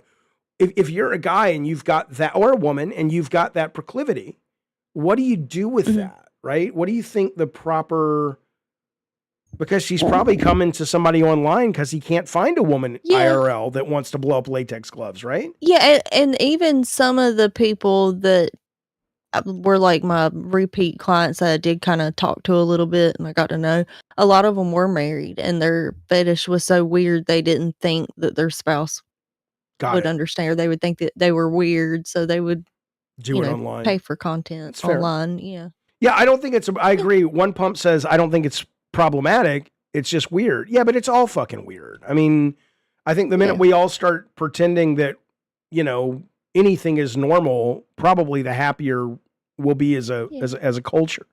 All right, let's turn on the phones. I always think it's impressive that they figured out their very specific thing, like just how did, like, I don't know. I think it's impressive when somebody figures out the very specific thing that'll make them just come into oblivion. I wish it was so not, because it does seem that men end up sort of having that more than women. I don't know if that was my dog or not. You know what I'm saying? Because I don't know. I hear a lot of men having these, but I don't hear a lot of women going, "Oh, my fetish is XYZ." Right? Isn't it more of a men tend to have more fetishes than women? No, I've had a lot of lesbians that would come in together that were into like, and that's another thing too, is like a lot of men would come in alone even though they were married. Lesbians will come in together and they will tell you their weird stuff together. Okay, so I mean, there are definitely women that right. So okay, that's interesting. Maybe it's just an assumption, but it's a wrong assumption. Okay, that it's more men specific. Okay, I think women. I just didn't have as many women clients as I did men. Like I still had a good handful, like all consistently all the time, but men are way more willing to like pay for their entertainment than women are. One Pump Man says, this is interesting. He says, I feel like you do have to shame some of the weird stuff though, because that's where people start pushing the line into illegal stuff and pretend it's normal. I don't agree with that at all. I'm sorry, I just don't.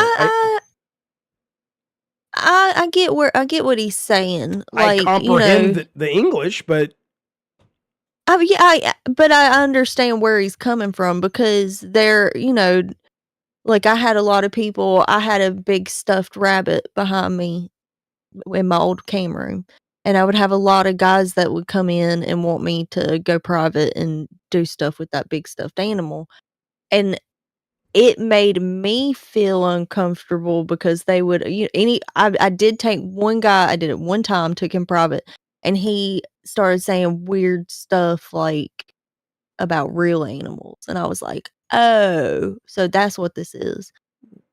And there were other guys that would come in wanting the same thing, and I would turn them down after that. And it is kind of like, I'm going to push back on this because I know what you're doing. You're describing the plot of the Jimmy Stewart film, Harvey. His name was Harvey. Where he had the rabbit, but that's neither here nor there. Of course, that's the Jimmy Stewart. That's the Jimmy Stewart movie, Harvey. That's my favorite movie in the whole world. Right. So that was what that movie was about, though, was having sex with the stuffed rabbit, correct? And you're just now taking that as your own story. Maybe I need to be committed. Maybe you Just do. like in Harvey. Harvey. Oh, he's real. It's Harvey Weinstein. I get what he's saying, that some things can be like as close as that person can get to something else that's very taboo. And I felt like I shouldn't care. Just like, when I would have guys come in and they would say, "Oh, you got such a sweet voice." And then a little bit later they would say, "Do you do like daddy-daughter role play?" Like, right. Where I could go private with them, it makes me feel like I'm catering to somebody that is actually probably a pedophile. Like there's some stuff that I feel like shouldn't be catered to, because it probably is something else they need to actually do. But I can agree with that, but I think that maybe is the way you're phrasing it is different, because when one pump man says you have to shame some of the weird stuff because that's where people start pushing the line. There's a difference between, like, if somebody came in... I took what he was saying as like the weird stuff, like what I'm talking about. But yeah, maybe he's just talking about like people who like gloves. Right. That would be my concern. Yeah, is that it's like the weird shit. Yeah, weird is not the criteria. The criteria for me is, are you starting to get into an area that is illegal or that is non-consensual? Yeah, the taboo. Yeah. Jaffe, I remember that drawing you had of concept art in rubber suit with bondage. That came from your mind. Well, it actually didn't, although I have no problem with that. But no, that came from Joel Peter Whitkin, who was a huge influence on David Fincher in the movie Seven. And what Whitkin would do, and I found this fascinating, is he would go usually down to Mexico because he could get corpses. And he would pose these corpses in these very disturbing poses and photograph them beautifully. And one of them was this very well-known corpse in a gimp suit. And that actually was where that came from for Black, for that character for Black. So, Giuseppe says, I wish more people would be open about their kinks. Yeah, I mean, I think it probably does a lot of damage and brings a lot of shame. Just look at all the brother-sister stuff online, says Matthew. Well, that's the other part, though, right? I think that's the other part. That's about consensual adult incest. While it's nothing that is interesting to me, it's go with God, right? If it's consensual. That's not what I think Bunny was talking about when you were talking about like a little kid. Yeah, like age play and stuff. Yeah, that was a hard no for me. And it's disturbing how much, you get asked to do that. What if it was age play though? Like, I want you to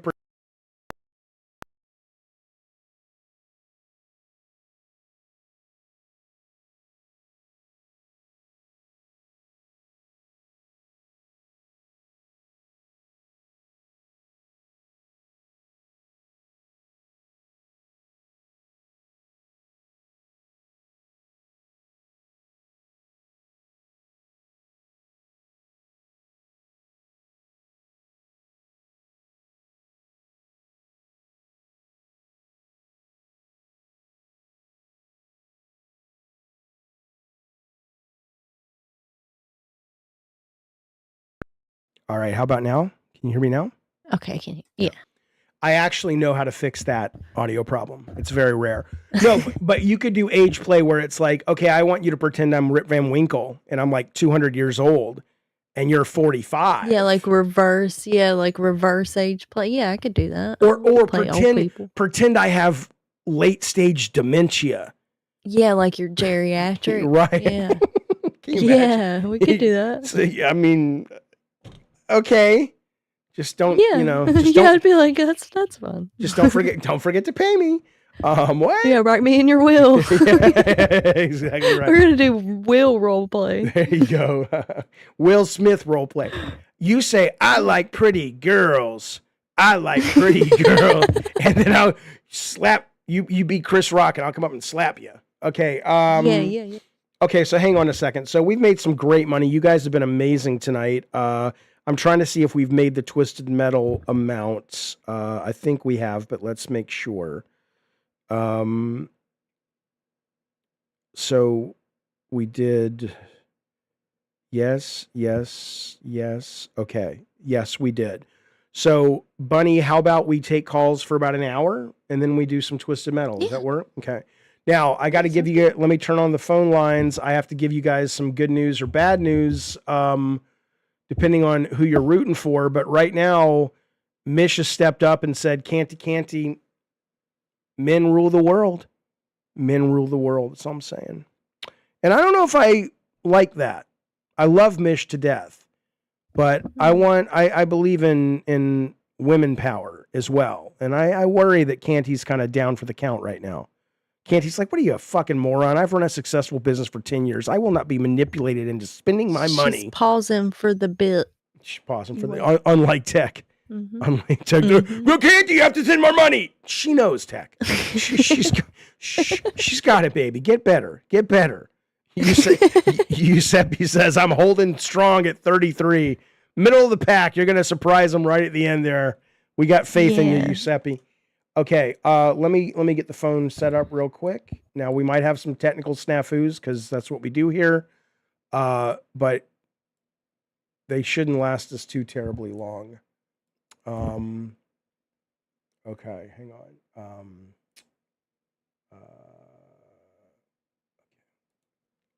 Did you see what Mish said?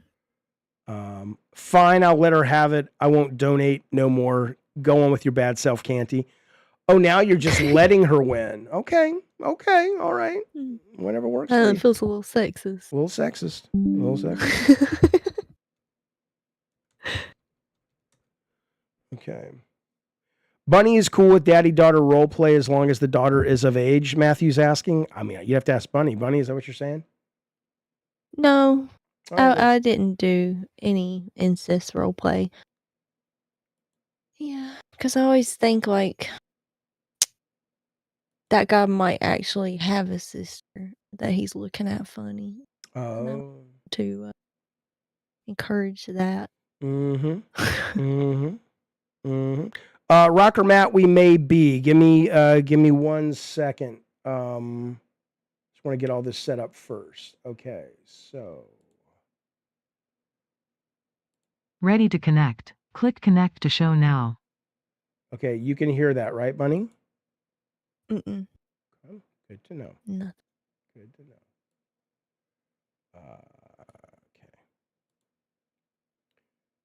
Okay. Say something, Bunny. You might hear an echo. Saying something? Echo. Okay, but can you guys hear Bunny right now in the chat? Because we haven't really solved that problem, but... Can you hear me? Can you hear Bunny? Okay, you guys can hear Bunny, right? And there's no echo for Bunny? No echo? All right, now let's turn on the phone. We're taking phone calls, my friends. You can talk to a real live lady or gentleman, such as myself. 888-910. What? Huh? What'd you say? Jellyfish. Okay. 888-910-7235. 888-910-7235. You can call in right now. Oh, hang on. Maybe not yet. Here we go. Ready to connect. Click connect to show now. You are connected as the host. All right. Welcome, host. You are now in the host room and can manage your callers from the call-in studio web interface. You can hear that, Bunny? Yes. Okay, great. 888-910-7235 is the number. We'll put you on live. We might do some bonus ducats tonight. I don't know, Bunny, $50 and I'll pop an edible. That'll be a good conversation on the phone. Hey. People want before we I'll start smoking. I haven't been smoking. I'm not going to get crazy. I'll pop one edible, which will be great for Twisted Metal and for calls, but we need $50 for it. I have a question. Hey, Kenny, it's Jaffe. Are you there? Yes, good sir. How you doing? I'm good. One moment. Bunny, can you hear Kenny? I can hear Kenny. And Kenny, can you hear Bunny? Yes, I hear everyone just fine. Excellent. All right, what do you want to talk about, Kenny? What's up? Hey, how you doing, good sir? Good. Well, one thing I want to say that is refreshing about hearing Bunny, that we live on the East Coast.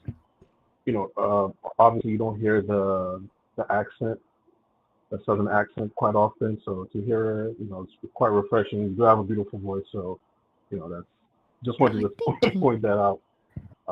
Yeah, definitely, yeah. So Jack, I just want to touch on gaming for a little bit. Yeah, what's going on? And I meant to ask you a question. I didn't mean to ask you just to get your thoughts on this, because I'm on the PlayStation Store right now and I'm going through the pre-orders. And especially for the folks I always hear that talk about how this generation of console gaming is dead, gaming is dead, kind of the doomsayers out there. And I'm just wondering your thoughts, because I'm looking through the list and there's just so many great games coming out this holiday season. So I think they are. I think what you're probably hearing most from is a bunch of aging gamers that are lamenting the fact that games aren't what they were to them, and when they were coming up and in their heyday, and they're kind of pining for those nostalgic feelings that games used to give them. But I think honestly, if anybody is actually out there playing video games, and all you're playing, there's some great AAA games, but if all you're looking at are the big news stories about the big games coming, and you're like, oh, it's all microtransactions and it's $80, they're not really putting any effort into looking. It's like going to a bookstore and looking at one shelf and going, there's no books here, this sucks. And it's like, well, so I'm with you. I mean, we are in a great, no matter what you play, budgetarily or console or PC, we are in a great era of great fucking video games. I do agree with them that the AAA game industry is never going to go back to what it was in the Xbox 360, PS2, PS1 era. And so if that's all and that's all you're chasing, then 100%, then you have a right to be disappointed. But again, things change, and gaming has changed, and there's plenty of single player story games with no microtransactions that look really good, that are a great deal of fun, and they're just not looking for them, and they don't want to find them because they'd rather complain. That's what I say. Thank you. Me personally, I'll just leave with this. Personally, I'm excited for Silent Hill F.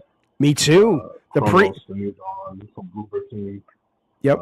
Chronos is a little bit of a. The previews have been. It's good, but it's kind of like been there, done that. But I'm still interested.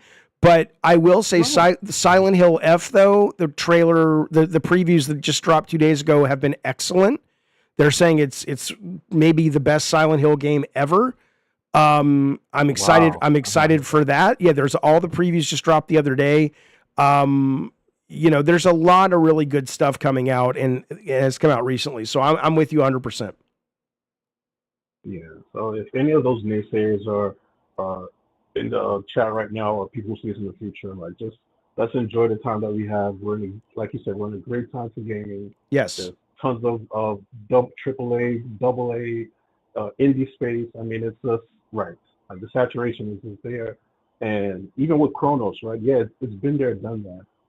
And one time in particular that got so much hate and I was so disappointed with the community was Callisto Protocol. I have not. I've only, yes. Yeah, I hear it's pretty. I own it. I bought it on discount because I played the demo and I liked it, but I hear that it gets repetitive or whatever. But a lot of people are like, it's still really good. Give it a shot. I will. And another one that just came out today is Mafia, the new Mafia game, which is $50, yes. and it's only, I think it's like an 8 or 9 hour game, which is totally my speed. I hear it does nothing really new, but it's just really good comfort food, really well done comfort food gaming. So, yeah, that should be enough. That exactly 100%. That I agree with you.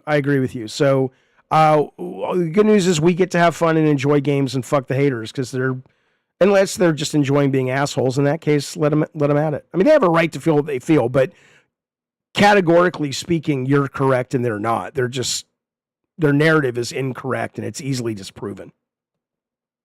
All right, Kenny. Thanks, sir, as always. Thank you, man. Anytime, man. Talk to you soon. Bye, buddy.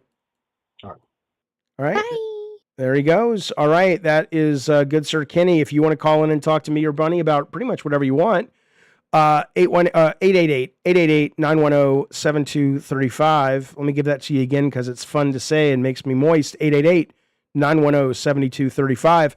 For $50, Bunny and I will start smoking some pot, taking some pot, and you'll be able to talk to us high for about 30 or 40 minutes before we head over to the Discord and watch some Twisted Metal or South Park. So, Jaffe, I'll blow you a bubble. Goddamn right. Jaffe, says PK, 19 months as a Diet Soda soldier. Thank you, buddy. Jaffe, you check out the new overview trailer for the 2D Terminator game. Not yet. It is going to be part of the next Gabbin' Games that I'm hoping we record and put up tomorrow, if not Friday. But yes, I did see that. In the meantime, speaking of 2D, loving the fuck out of Ninja Gaiden. Great fucking game. And also loving the demo for Shinobi, which really surprised me that both those came out on the same day and they're both fantastic in very different ways. Oh, and Battlefield. I mean, look, I'm not a big Battlefield guy. I never was. Love Call of Duty, but I got in and I'm playing the Battlefield 6 demo. I'm having a really good time, man. It's really fucking fun. So we'll talk about that on the game show tomorrow. So, all right. Call in if you want. In the meantime, Bunny's making bubbles. Bunny's blowing bubbles. All right. Well, what do we want to talk about? What? How about you and me, Bunny? What's going on? What do we want to talk about? Let me settle. Let me find my. Okay. I got a story that Tare sent me. Oh, I can hear myself. It drives me nuts. I can fix that real quick. Okay.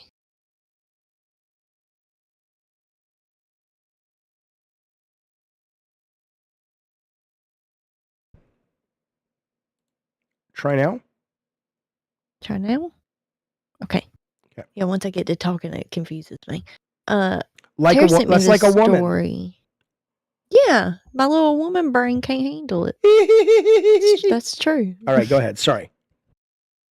So in this article that Tara sent me, it is about this woman's psychiatrist. I don't know why I struggled getting that out.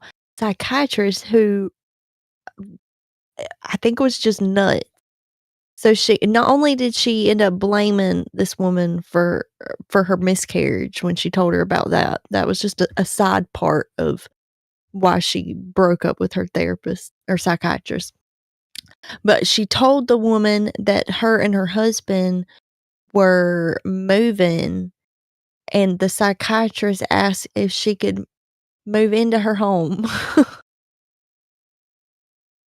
So she I think reported her and broke up with her psychiatrist because she wanted to move into her home. And also blamed her for her miscarriage. But it seemed like the main focus of the article was Did they ever get to the bottom of it? Of like why this was a thing? No, the article just really just talked about the professionalism and like what to do if your psychiatrist steps out of line. And like that doesn't even make any fucking sense though. I mean, I assume she was disbarred?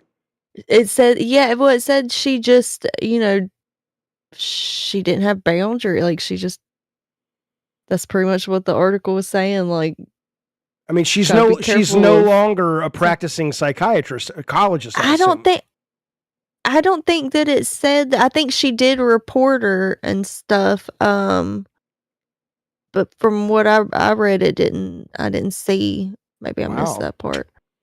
Yeah, well, see, Pete, it it really sucks too, because people get, a lot of people are still, there's a stigma about therapy, which sucks because therapy can be really great. And it's just like, you gotta shop around like anything else before you gotta shop around for a good mechanic as well. But you're talking about your fucking mental health. It's worth it. Have you ever done therapy? Yeah. I get the sense you never would have gone to therapy. When I was a child, yes. Okay. Did you enjoy the process, or you were too young to think about it? No, I didn't really care for it. Okay. Never liked it. I in high school, I think was the last time I saw a psychiatrist, and then, What do never you? again. I wonder what's the what. point? Well, I mean, if you Well, they know genuinely that I don't know. a lot, but if you're happy, not happy is the wrong word, but if you feel content and satisfied and you're on a good track, you don't need a therapist. I think I figured it out. Yeah. Okay. Well, I mean, they wouldn't know what to do with you. They'd probably try to take away some of your rough edges and a good rough edges. Like they try to. I stopped washing my hands like 500 times a day. So that. What caused that? I did that what I was going to say, what made you make that? Because that's a huge deal for a lot of people with OCD. How did you do that? I think psychedelics. Fair enough. Yeah, I think mushrooms. Yeah. I say all the time, I think mushrooms fix my brain. A lot of people think that. I mean, mushrooms and ketamine and and there's a lot of push to get these things back onto the menu of actual medical doctors. And obviously there's pushback. Big Pharma doesn't want it. I imagine certain psychologists, because sometimes you can talk shit till the day is long, but sometimes it's just a lack of fucking dopamine or a lack of fucking serotonin or whatever. So anyway, all right. Let me put this over here so I can see if anyone's calling, because there is no audio for some reason on that. 888-910-7235 is the number. Call in, share your stories. Now, somebody told me once, Bunny, they said, well, Jaffe, you intimidate people when they call in. You think you think I intimidate people when they call in? Mm-hmm. Why? How so? How so? Because you're real quick to say, you're not entertaining me. Bye. Well, don't you think they should call in with the assumption that they have something relevant to share with the world? Well, yeah, but and I'm going to mention it again. You almost kicked me off the first time I called into my house. You were like, not entertained, not impressed is what you said. Not impressed, Bunny Button. I didn't say that. You did. You told me you were not impressed. And I said, psh, I'm so impressive. And I said, I think I said, I've been in a cult. I've lived with a murderer. Okay, and you were like, whoa, back it up. Well, right. So that's what I'm saying. So it took me going, dude, why are you here? Yeah. And then you're like, oh, you needed the switch flipped. And then you're amazing. But I mean, don't you think that was kind of your Sometimes you gotta switch people's flip people's words. I did the appropriate words right there. I got them. But I mean, isn't that the whole point though? It's like if you got on the show, you probably had... Jaffe, let me. You probably don't remember how this went. I called in. I came on, and I was in clown, and then you were like, "Hey." And then you talked for 2 minutes straight, and then you said, "Well, I'm not impressed." Well, I was like, "Wait a minute, I haven't even had a chance to say anything." But I got you. It's fine. I reeled you in with the cult talk. That's all it took. I knew it'd work. That's fair. Yeah, the cult talk was great. Yeah, thanks. You're welcome. Martin says, is all the merch sold directly through Spring, or do you ship any of your own? We don't ship any of our own. I've been very unhappy with Teespring, though, and I may change it because Canty has still not gotten her glassware, and that's all from Teespring. And they sent me a mug that didn't hold together all that well. So I'm gonna find us a new place, especially once we get the coloring book done. we can kind of get that sold through a good place and not, whatever. What are you laughing at? What are you laughing? I was laughing at the chat. What'd they say? There's just some funny people in the chat. Yeah. Mish says, is there a way to get any of the old videos back? I mean, that's a Keemstar question. My guess is he hasn't deleted them, but he's just privated them. And I've never asked the guy. I mean, he might. I mean, the real problem with it somebody would have to actually do the work on their end, which is they'd have to download it and then upload it. And that's a lot of time there's no real benefit for those guys. No. Somebody said,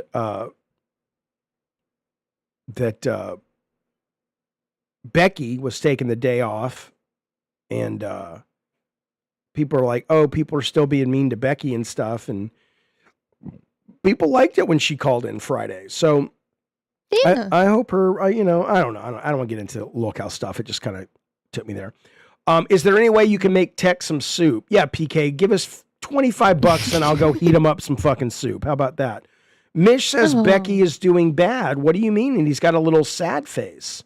What do you mean she's doing bad? What happened? I know a lot of her, like her really big tipper, Mary, I think they said. Mary, you want the moon? Just say the word and I'll lasso it down for you. Go ahead. Yeah, sweet Mary. She left and said she was leaving the internet, I think. She straight up said, and from what they said on locale stuff, they said that was the woman who was basically funding Becky's network. Like most of the money they were making was off of that one woman, and now she's gone. So I don't know if maybe that's what they're talking about. Oh, okay. Maybe she's sick. Well, Nemo says all Becky's top donos left because they found out she's fake as fuck. Oh, I see. Oh, okay. Martin says, when I send you the Art the Clown mask, I will see about sending some samples from the company I work for. We host free online stores too. Oh, that's fantastic. Oh, okay. Cool. Thank you, buddy. We would love that. Listen to Tech over there. He says, I would appreciate some soup. I am cold and too tired to get up. Well, $50. Spanish Moon has an interesting. Mary, is this a theory, Spanish Moon? That Mary is Keem, though. That'd be crazy if her top donor was Keem the whole time. What would be great, though, if it was Keem the whole time, but for him to be Mary, it's method. So he's wearing a dress and he has to put makeup on, and he doesn't film it. It's not for anyone but himself. It's but for he's him. Like, that's the only way he can become Mary. Yeah. Brantley's like on the other side of the door knocking, and he's like, 1 minute. I'll be right out. Right out. He forgets for a second. Keem, are you using my lipstick? No. Not anymore. He does that weird laugh he does every time Batgirl tells a joke. I don't know what it sounds like. So it's enforced. Forced laugh. Okay. When he's in character, does he get flood insurance? I mean, how old is Keemstar? He's like 40 something. Okay. I don't know. 40 something. Because that girl he said that to was Lynx. Mm-hmm. And she's like 20. Yeah. Which is like nothing, they're legal, consenting adults. I have no issues with that, but I don't know. I'm not judging the act. I'm judging it that it's from Keemstar. Keemstar could have said, would you like me to put on a condom before we have sex? I respect you. And it's also just the right thing to do for anyone. And I would still probably think it sounds creepy simply because it came out of Keemstar's mouth. So, yeah. Yeah. It's the dyed beard, does it? Is it dyed? Oh, he dyes his beard. Oh, for sure. What a vain little bitch. Yeah. Oh. I think he spends a lot of time on his beard. Oh, Keemstar, you got to get on. I bet he uses one of them hot combs. But that's how he keeps it so straight. I bet he's hot combing it. Really? I think people are. I don't know. Hey, whatever works for them, right? Whatever works for them. I don't want to judge people, but what the fuck is that? Men, to me, I think men just look better as they age, and they should just let it happen. It looks weird to me when an older man is, dyeing his beard. It's like, what are you trying to trick people into thinking? Yeah. What? Yeah, you're 40-something. Be 40-something. Right. Be the best fucking 40-something you can be. Yeah. I mean, I think the same is for women. I don't think women don't age well. I think it's that society doesn't respect how women age, right? I mean, because they're not going to look 20 their whole lives. Yeah. Surprise. I know. I think it's funny. Like, it's become a thing where trolls will comment on girls' pictures and they'll just say, like, you're aging. And every time I'm always like, I think they really think that it's doing something. It's like, do you think this is only happening to me? Like, I don't know what like, that would be offensive if it was only happening to me, I guess. But literally everybody's aging. That doesn't. I don't know why they think that's an insult. It says, I mean, I hate to say it like this because it sounds like something a parent would tell their kid, and the kid would go, okay, like, it's more about the bully than it's about you. But in this case, it is because because it shows that the only way they can connect with a woman or value a woman or see a woman is simply through the visual. And it's like, if you're aging, you no longer can be my fantasy. And it's like, wow, you're a real shallow, weird person, So, it's weird. It's Paul Rudd has Paul Rudd, if you see Paul Rudd, Jeeves, in the new Nintendo commercial, he has aged. Ralph Macchio, whatever the fuck his name is, you're right. That motherfucker, I don't know what he's doing. It's so weird. We got so many calls last night, Bunny. I was so enjoying the calls. Now we're getting no calls tonight. Oh, yeah. What's going on? I forgot we had the phones on. Yeah, 888-910-7235. Or we can wrap it up pretty soon and get over into the room. Let me ask you this. Do you think we have three options. Option 1 is Twisted Metal episode 4 and 5. Option 2 is South Park episode 1 and 2 from this season. Option 3 is one of each. You think we should give the audience a choice, or what do you think? Well, let me put a poll up. Let me put a poll up for you guys. Yeah. Hang on. Start a poll. Discord.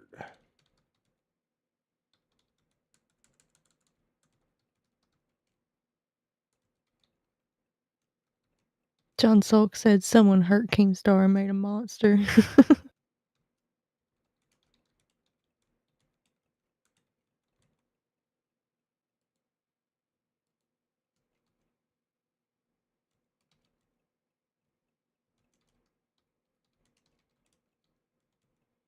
All right, put the poll up for a few minutes. The new season of Wednesday, I am going to be watching that with Calvin and Emiko, actually. So I got to wait for those guys, but I'm very interested in seeing it. It's kind of strange that some people DM women and say you're aging. It sounds mean, but hey, so many terrible people out there. Yeah, it's fucking weird, man. Yeah, they're out there. Fucking weird. Yeah. All right, let's see. Man, I like these noodles I had, but whoo, indigestion. They're good. What were they? Indigestion. I don't know how to say a word. They were sweet chili flavor because it's the only vegan one or vegetarian one I can find. You see. Yeah. And okay. All right. Well, let's do this. The poll. We'll talk for another 5 minutes. If no calls come in, we'll wrap up the main show. We've been going over 2 hours. It's been a fun show, good show, successful show. And then I'm going to take 15 minutes to take the dog out, and then we'll meet in the Discord room and watch whatever the poll decides. But right now it's 50-50, baby. It's 50-50, baby. Yeah, people die or they get older. You can't have one without the other. That's right. Yeah. And more importantly, though, I mean, it doesn't matter. It doesn't matter. I can't wait till I'm old. So that is not people telling me I look old is not an insult to me. I'm excited. Well, you don't look old. I mean, what does that even mean? You look old? I don't know. You look. You I don't know. But guys write that on like anytime a guy ever writes that on my picture, I go to his profile and go to his replies, and he's wrote that on like every woman, I guess, on his feeds pictures. So I mean, it's not like it's a unique thing that they're saying just to me. Do they mean you look older than the 22-year-old girls that are used to? I mean, you don't look old though. I mean, I don't know. Like what you mean? Like the woman in Titanic who threw the thing in the water? Old or I don't understand. I have no idea. All right, what's up? You are on with me and Bunny and me and Bunny. What's going on, buddy? This is Oklahoma City. Yeah, it's Matt. What's up, man? How you doing? Hello, Matt. Can you hear Matt, Bunny? Yeah, I can hear Matt. Oh, he says, "How are you?" Oh, I'm doing good. I don't think I heard that part. Okay, we're doing good, buddy. What's going on? Nah. You have any plans on checking out the Battlefield 6 beta? Yeah, I played it today. I'll be talking about it on Gavin Games tomorrow. I almost didn't check it out because the preview that I watched with the chat was like, I know what this is, whatever. And but I downloaded it. I didn't realize it was a very, it was nice to see it was like under 40 gig download compared to like Call of Duty or something. And I've been very, very, very pleased with it. I don't like the mode, the asynchronous mode where one team is trying to push into the line. That one's okay. I like the main mode where it's like all out war. I have been very pleased with it. I know it's kind of the reaction has been some people love it, some people are like, but I think it's and maybe because I do play so much Call of Duty, it is so delightfully different than Call of Duty, but there's still a lot of fun. So I'm having a great time. Have you played it? Yeah, I've been playing it a little bit. I haven't had as much time with it as I'd like, but what do you think of it? I think it's definitely. I think it's kind of a return to form for Battlefield. I mean, it's definitely not Call of Duty, and if you're looking for like a Call of Duty type game, it's not that, but it's definitely more like Battlefield 3 and 4. Yeah, I'm really enjoying it right now. I don't know if it'll take a lot of time from me like Call of Duty has, but I expect to play it a lot more over the weekend for sure. Yeah, it's a crowded market, so it's going to be interesting to see how it goes. Explain to me, I know that you can spawn on your squad mates, but is there any other value to protecting or going around with your squad? Not your party, but like what is the value of the guys in green? You know what I'm saying? The other three guys. Does it matter? Well, if you have if your squad's built properly and you got a medic and like an engineer, there's okay.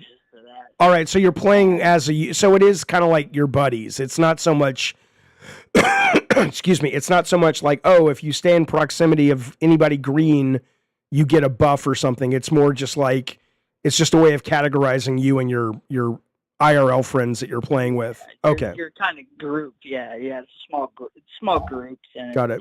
That there are definitely advantages sticking together, but how many people will do that is kind of will vary. Gotcha. All right. Well, we may end up doing a members game night this weekend or next weekend for that title because I think it's surprisingly fun. I'd love to play it with a lot of people and get in the Discord and see how we do. Yeah. Awesome. Awesome, man. All right. Thanks for calling in. Maybe we'll see you online playing that this week. All right. Yeah. Have a good night, guys. All right. You too. See you, buddy. Bunny, game talk. Game talk. Yeah, game talk. You know how it goes. Boys in their games. No, girls in their games too. I heard a lot of lady voices today playing. I would love to. Gamergate was a thing. Oh, fuck Gamergate. Fuck that. Fuck. Oh my God. I got to tell you something about that real quick. Kevin says, Jaffe, I highly recommend watching Weapons. It's a crazy ride, very well written. I was going to see it today, but I will see it in the next week. I hear nothing but great things about it. No, Gamergate, man, what a bunch of dickweeds. Just and I got caught up in it because somebody said, well, Jaffe, well, let's take this call and I'll tell you about it. Yeah. All right. Nora, North Carolina, you're on the show. What's going on? Hey, man, how's it going? A huge fan. I'm surprised you picked up. I didn't expect this. Well, you called the number, right? Yeah, but I've been watching for the past like several times you've been live, and this is crazy. That's awesome. Cool, man. Well, thank you for calling and enjoying our show. We love you calling. What do you want to talk about, buddy? Well, first of all, I want to thank you for the games you made. I know you probably hear that all the time.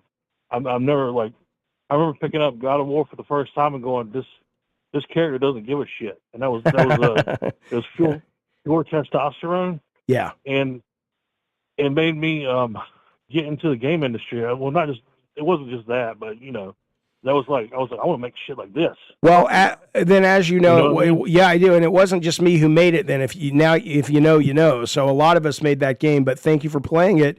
What do you do in the game industry now? Well, currently, I just got fired, but I'll start with I started doing gambling stuff. I did a lot of what is it called? Like we did a lot of like stuff that went to straight to like gas stations and whatnot. Okay. I worked in this company for about 12 years, and we did gambling stuff, and the guys are really they didn't want to like change any type of the games or whatnot, but I grew like from a team of 20 people to about 500 over the past 12 years. And these are like what, slot machines and gas stations in Vegas, or you mean like handheld gambling, or what do you mean? Well, it's a mix of everything, but we did like we did stuff that was mostly gas stations, and eventually we got into like charitable gaming, and then like we started doing. But like, wait, what do you mean gas station gaming? Like I don't understand what that is. Like, okay, so like when I said it's still slot machines, but like. Okay. There's a yeah, but in like Georgia, you're able to own like a couple of slot machines, but it can't make more than the location. I got it. Okay, all right. So you were involved in actually making those machines. Yeah. I was one of the artists. I started out as just a ground floor artist, and I became like a lead artist. What was your biggest hit that you worked on? Like the one that you saw the most success with? Personally, I want to say like Dr. Jekyll and Mr. Hyde. If someone's in like Georgia or something like that, and you see that, that's me. Oh, cool. Okay. Did it have like a neat gimmick, like a Jekyll and Hyde gimmick, like when you got a certain wheel combination? So like what was cool about it was so like when we were pitched the game, was the idea behind this company is we were pitched the game, and then we'd pitch it back with like some flair or just how we wanted to do things. Yeah. So my team kind of got together and they're like, let's make this shit badass, man. Let's not just make it just like a regular slot thing. So we let's see, like it was pitched to us as like a guy like in a white coat mixing potions, and eventually he gets the high potion and just goes crazy. Cool. That's how it was pitched to us, but we're like, why don't we make this more about his character? Let's make this dude a fiend. You know what I mean? Like a guy, he's like a drug addict trying to get his fix. You know what I'm saying? So like he's like the idea is like the game is like I think the thing about games is like, or at least slot machines, have a lot in common with like fighting games. You want instant gratification, and the feature wants to be like immediate. Yeah. So instead of somebody mixing potions and whatnot, the whole time we just had a potion in his hand and it changed its color. And if it's not the color he wants, he tosses that shit and it causes a feature. Oh, okay. So all like, right. That's cool. That's kind of cool. Instead of him like being voila, look at this, we made this. He goes, fuck this thing. You know what I mean? That's cool.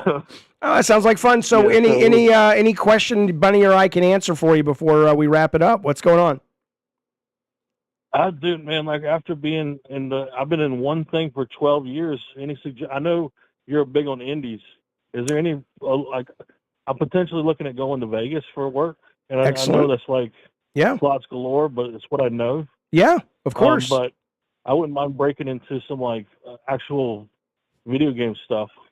Is there any suggestions you would say, or? I mean, the thing is, yes, but if you want to break in to the big AAA, I wouldn't recommend it unless you really are Not necessarily, no. Yeah, unless you're into the big technical part of it, you want to be like a high-end math programmer, engine programmer or something, or online guy. But if you just like the creative part of it, yeah, I would make your own indie games or team up with 3 or 4 people and make some really cool shit and, do it, release it on Steam and on itch.io. And if you make some cool shit and you have some good marketing under your belt, you can you have to do it yourself at first, just to kind of promote it. Good idea, good commercial idea. That's to me the best way. You write your own ticket, especially if you're working in slots in the meantime, so you can kind of guarantee you can pay your rent and everything. Right. But I mean, I would, if I was doing it for a paycheck and creativity, I would look into the mid-sized game companies. And even then, though, working for a game company these days is just asking for layoffs. Between AI and outsourcing and, I mean, why, Yeah, I agree. It's not worth the heartache, and it's not worth having to move every 6 years or 6 weeks, or you go to an interview, you get the job, you feel great about it, you tell your wife, everybody moves, then 3 days later, it's like, oh, we're closing down. I wouldn't put myself or my family or my soul through that, especially when you have clearly the ability to do your own shit anyway. Cool, man. I appreciate it. And you're the shit, man. I love watching your show. Thank you so much for watching us. We appreciate it. We'll call back anytime. We'll talk to you soon. Thank you. All right, see you, bud. I think Bunny, he just gave a Bunny Button thank you. He just said, thank you. Thank you. All right, well, listen, we're going to wrap up the show. Well, we got one more call. Let's take one final call. This is coming in from Idaho. I think it's Idaho. ID is Idaho, right?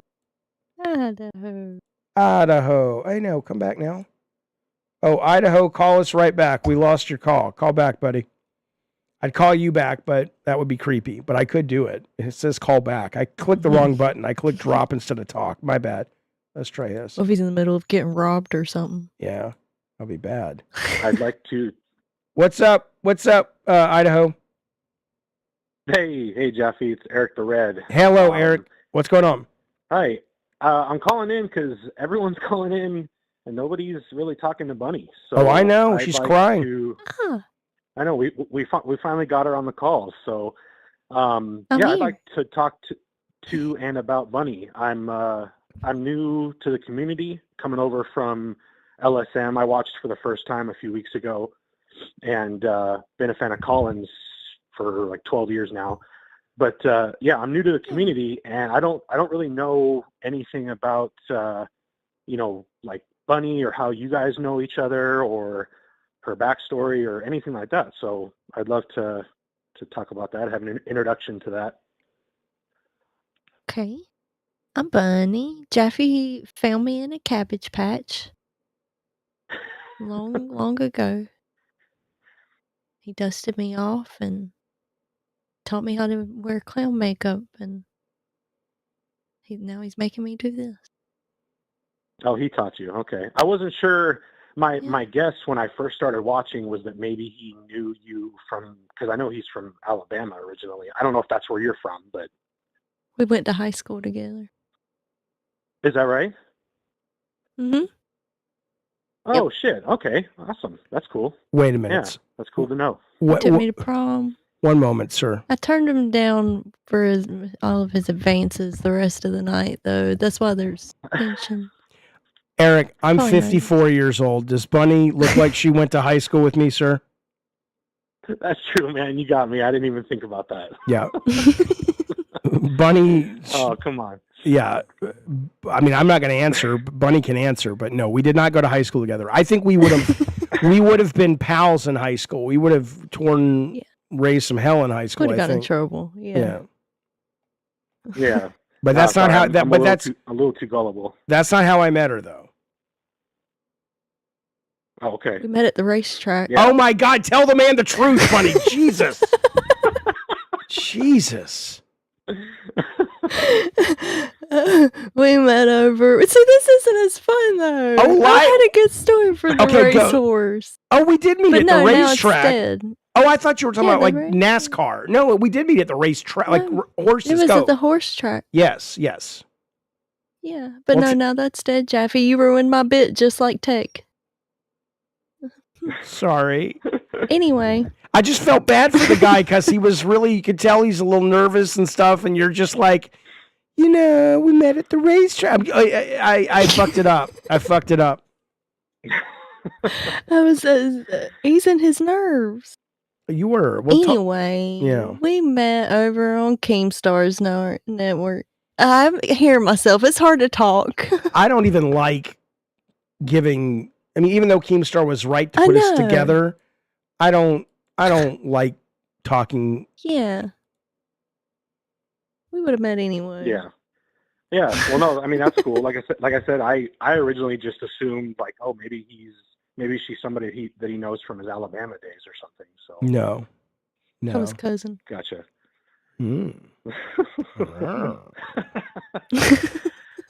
Well, cool. Yeah, like I said, I'm new to the community, and well, we love having you here.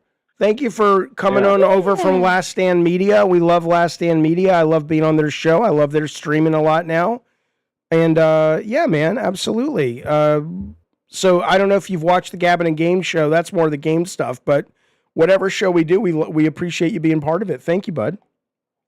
Yeah, no problem. I haven't caught it yet, but I will. And whenever you're on their shows, I always love it because I'm pretty left-leaning and liberal like you are. You goddamn right. You goddamn right. Nice when you're on there. You got to push back on these guys. Otherwise, they don't know they're losing their democracy right in front of their very fucking eyes. Fucking A, man. Goddamn right. All right. Well, cool. Well, thanks for having me. I appreciate anytime. It. Call back anytime, buddy. We'll talk to you later. All right. Bye-bye. Bye. There he goes. Off into the evening. All right. Yeah, nice guy. You shouldn't have lied to him. I didn't. I know. I'm just teasing. All of that was true. Every single goddamn bit was true. Mm-hmm. Hang on. All right. Well, here's what we're going to do. Phone lines are now closed. We are going to, let me get this up here on the, let's check the poll. The poll is South Park episode 1 and 2. So, sorry, not Twisted Metal. South Park episode 1 and 2. Bunny, can you hang in there for that? Yeah. Okay. Well, we'll make it up to you guys with Twisted Metal this week somehow. Tomorrow night we are back on this very channel. There will be a Gabbin' and Games recorded episode. I hope tomorrow morning or before this show. Then we're doing Gabbin' and Games. Madhouse tomorrow is Friday High Day. We're doing a double feature movie this Saturday starting at 3:00 California time. It may turn into a triple feature. We'll see. In the meantime, though, that's the show. And give me about 15 minutes and head on over to... hey, thank you so much. I'll check it out. Head on over to the Discord and we will watch some South Park in about 15, 20 minutes. David K., I knew it. He says, excellent. First off, thank you for the super chat, buddy. He says, thanks for the chat last night. I was freaking out about my health, but doing better today. You goddamn right. Glad to hear it. Not surprised to hear it. Keep on keeping on and go find yourself somebody to talk to at that center now that your last person is gone, because it'll do your soul some good, buddy. Okay. Bunny, any final words before we wrap it up? Good night. I love you. Bye-bye. Oh, my. Okay. I can't top that. Top that. You know the lady who sang Top That in Teen Witch? She was my spin instructor. I loved her. She was such a good spin instructor. Yeah, Mandy. That's one of my favorite movies ever. Yeah, she's awesome. Okay. Be well, you guys. Thank you for a very successful stream tonight. Thank you for spending time with us. Thank you for the calls, the super chats. Oh, let's see where the top 10. Let's see if Mish is getting some nookie from Mish's Mish tonight. Here we go. Number 10 is Robo. Number 9 is Bunny. What the hell, Bunny? Number 8 is Good Sir Nemo. Number 7 is Green Viper, who I don't know who that is because it's not the name they use. Green Viper. But thank you. Miss Terror, number 6. Thank you, bud. David K at 5. Thank you, bud. Number 4 is our very own Anna G. Thank you. Number 3, Spanish Moon. Thank you very much. And of course, number 2, closing in on the number 1 spot, but not quite able to make it tonight. Maybe next time, is the financial dom of Delaware, the cleaning queen of Queens, the sexual chocolate of Cincinnati, Miss Canty. And at the top of the charts, once again, getting some love this evening. The only way he can get it from Miss Mish is Mr. Mish at the top of the fucking charts. We appreciate it. Giuseppe says, yeah, I moved up to 29. Thank you guys for everybody, whether you donated or not. We appreciate it. You being here. And to the donators, thank you for keeping our show alive. We appreciate that. Tons. We'll see you over in the Discord in 20 minutes, 15, 20 minutes, and we'll see you here tomorrow on a couple of different shows. Be well, be safe, and we'll see you soon. Bye.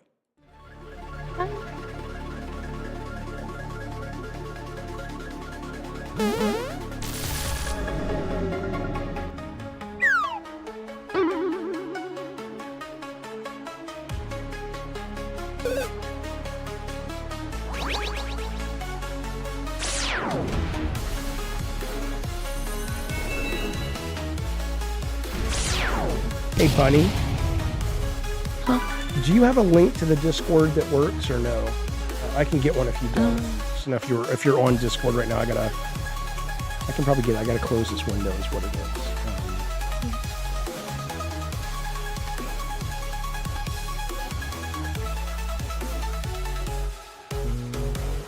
It's so weird these links expire.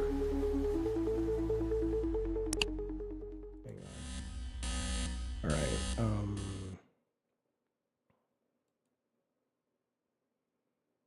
Let me send this one. Try this one. Nemo's got one. Here's another one if Nemo's doesn't work. Okay. Thanks, guys. We'll see you soon. Bye, all.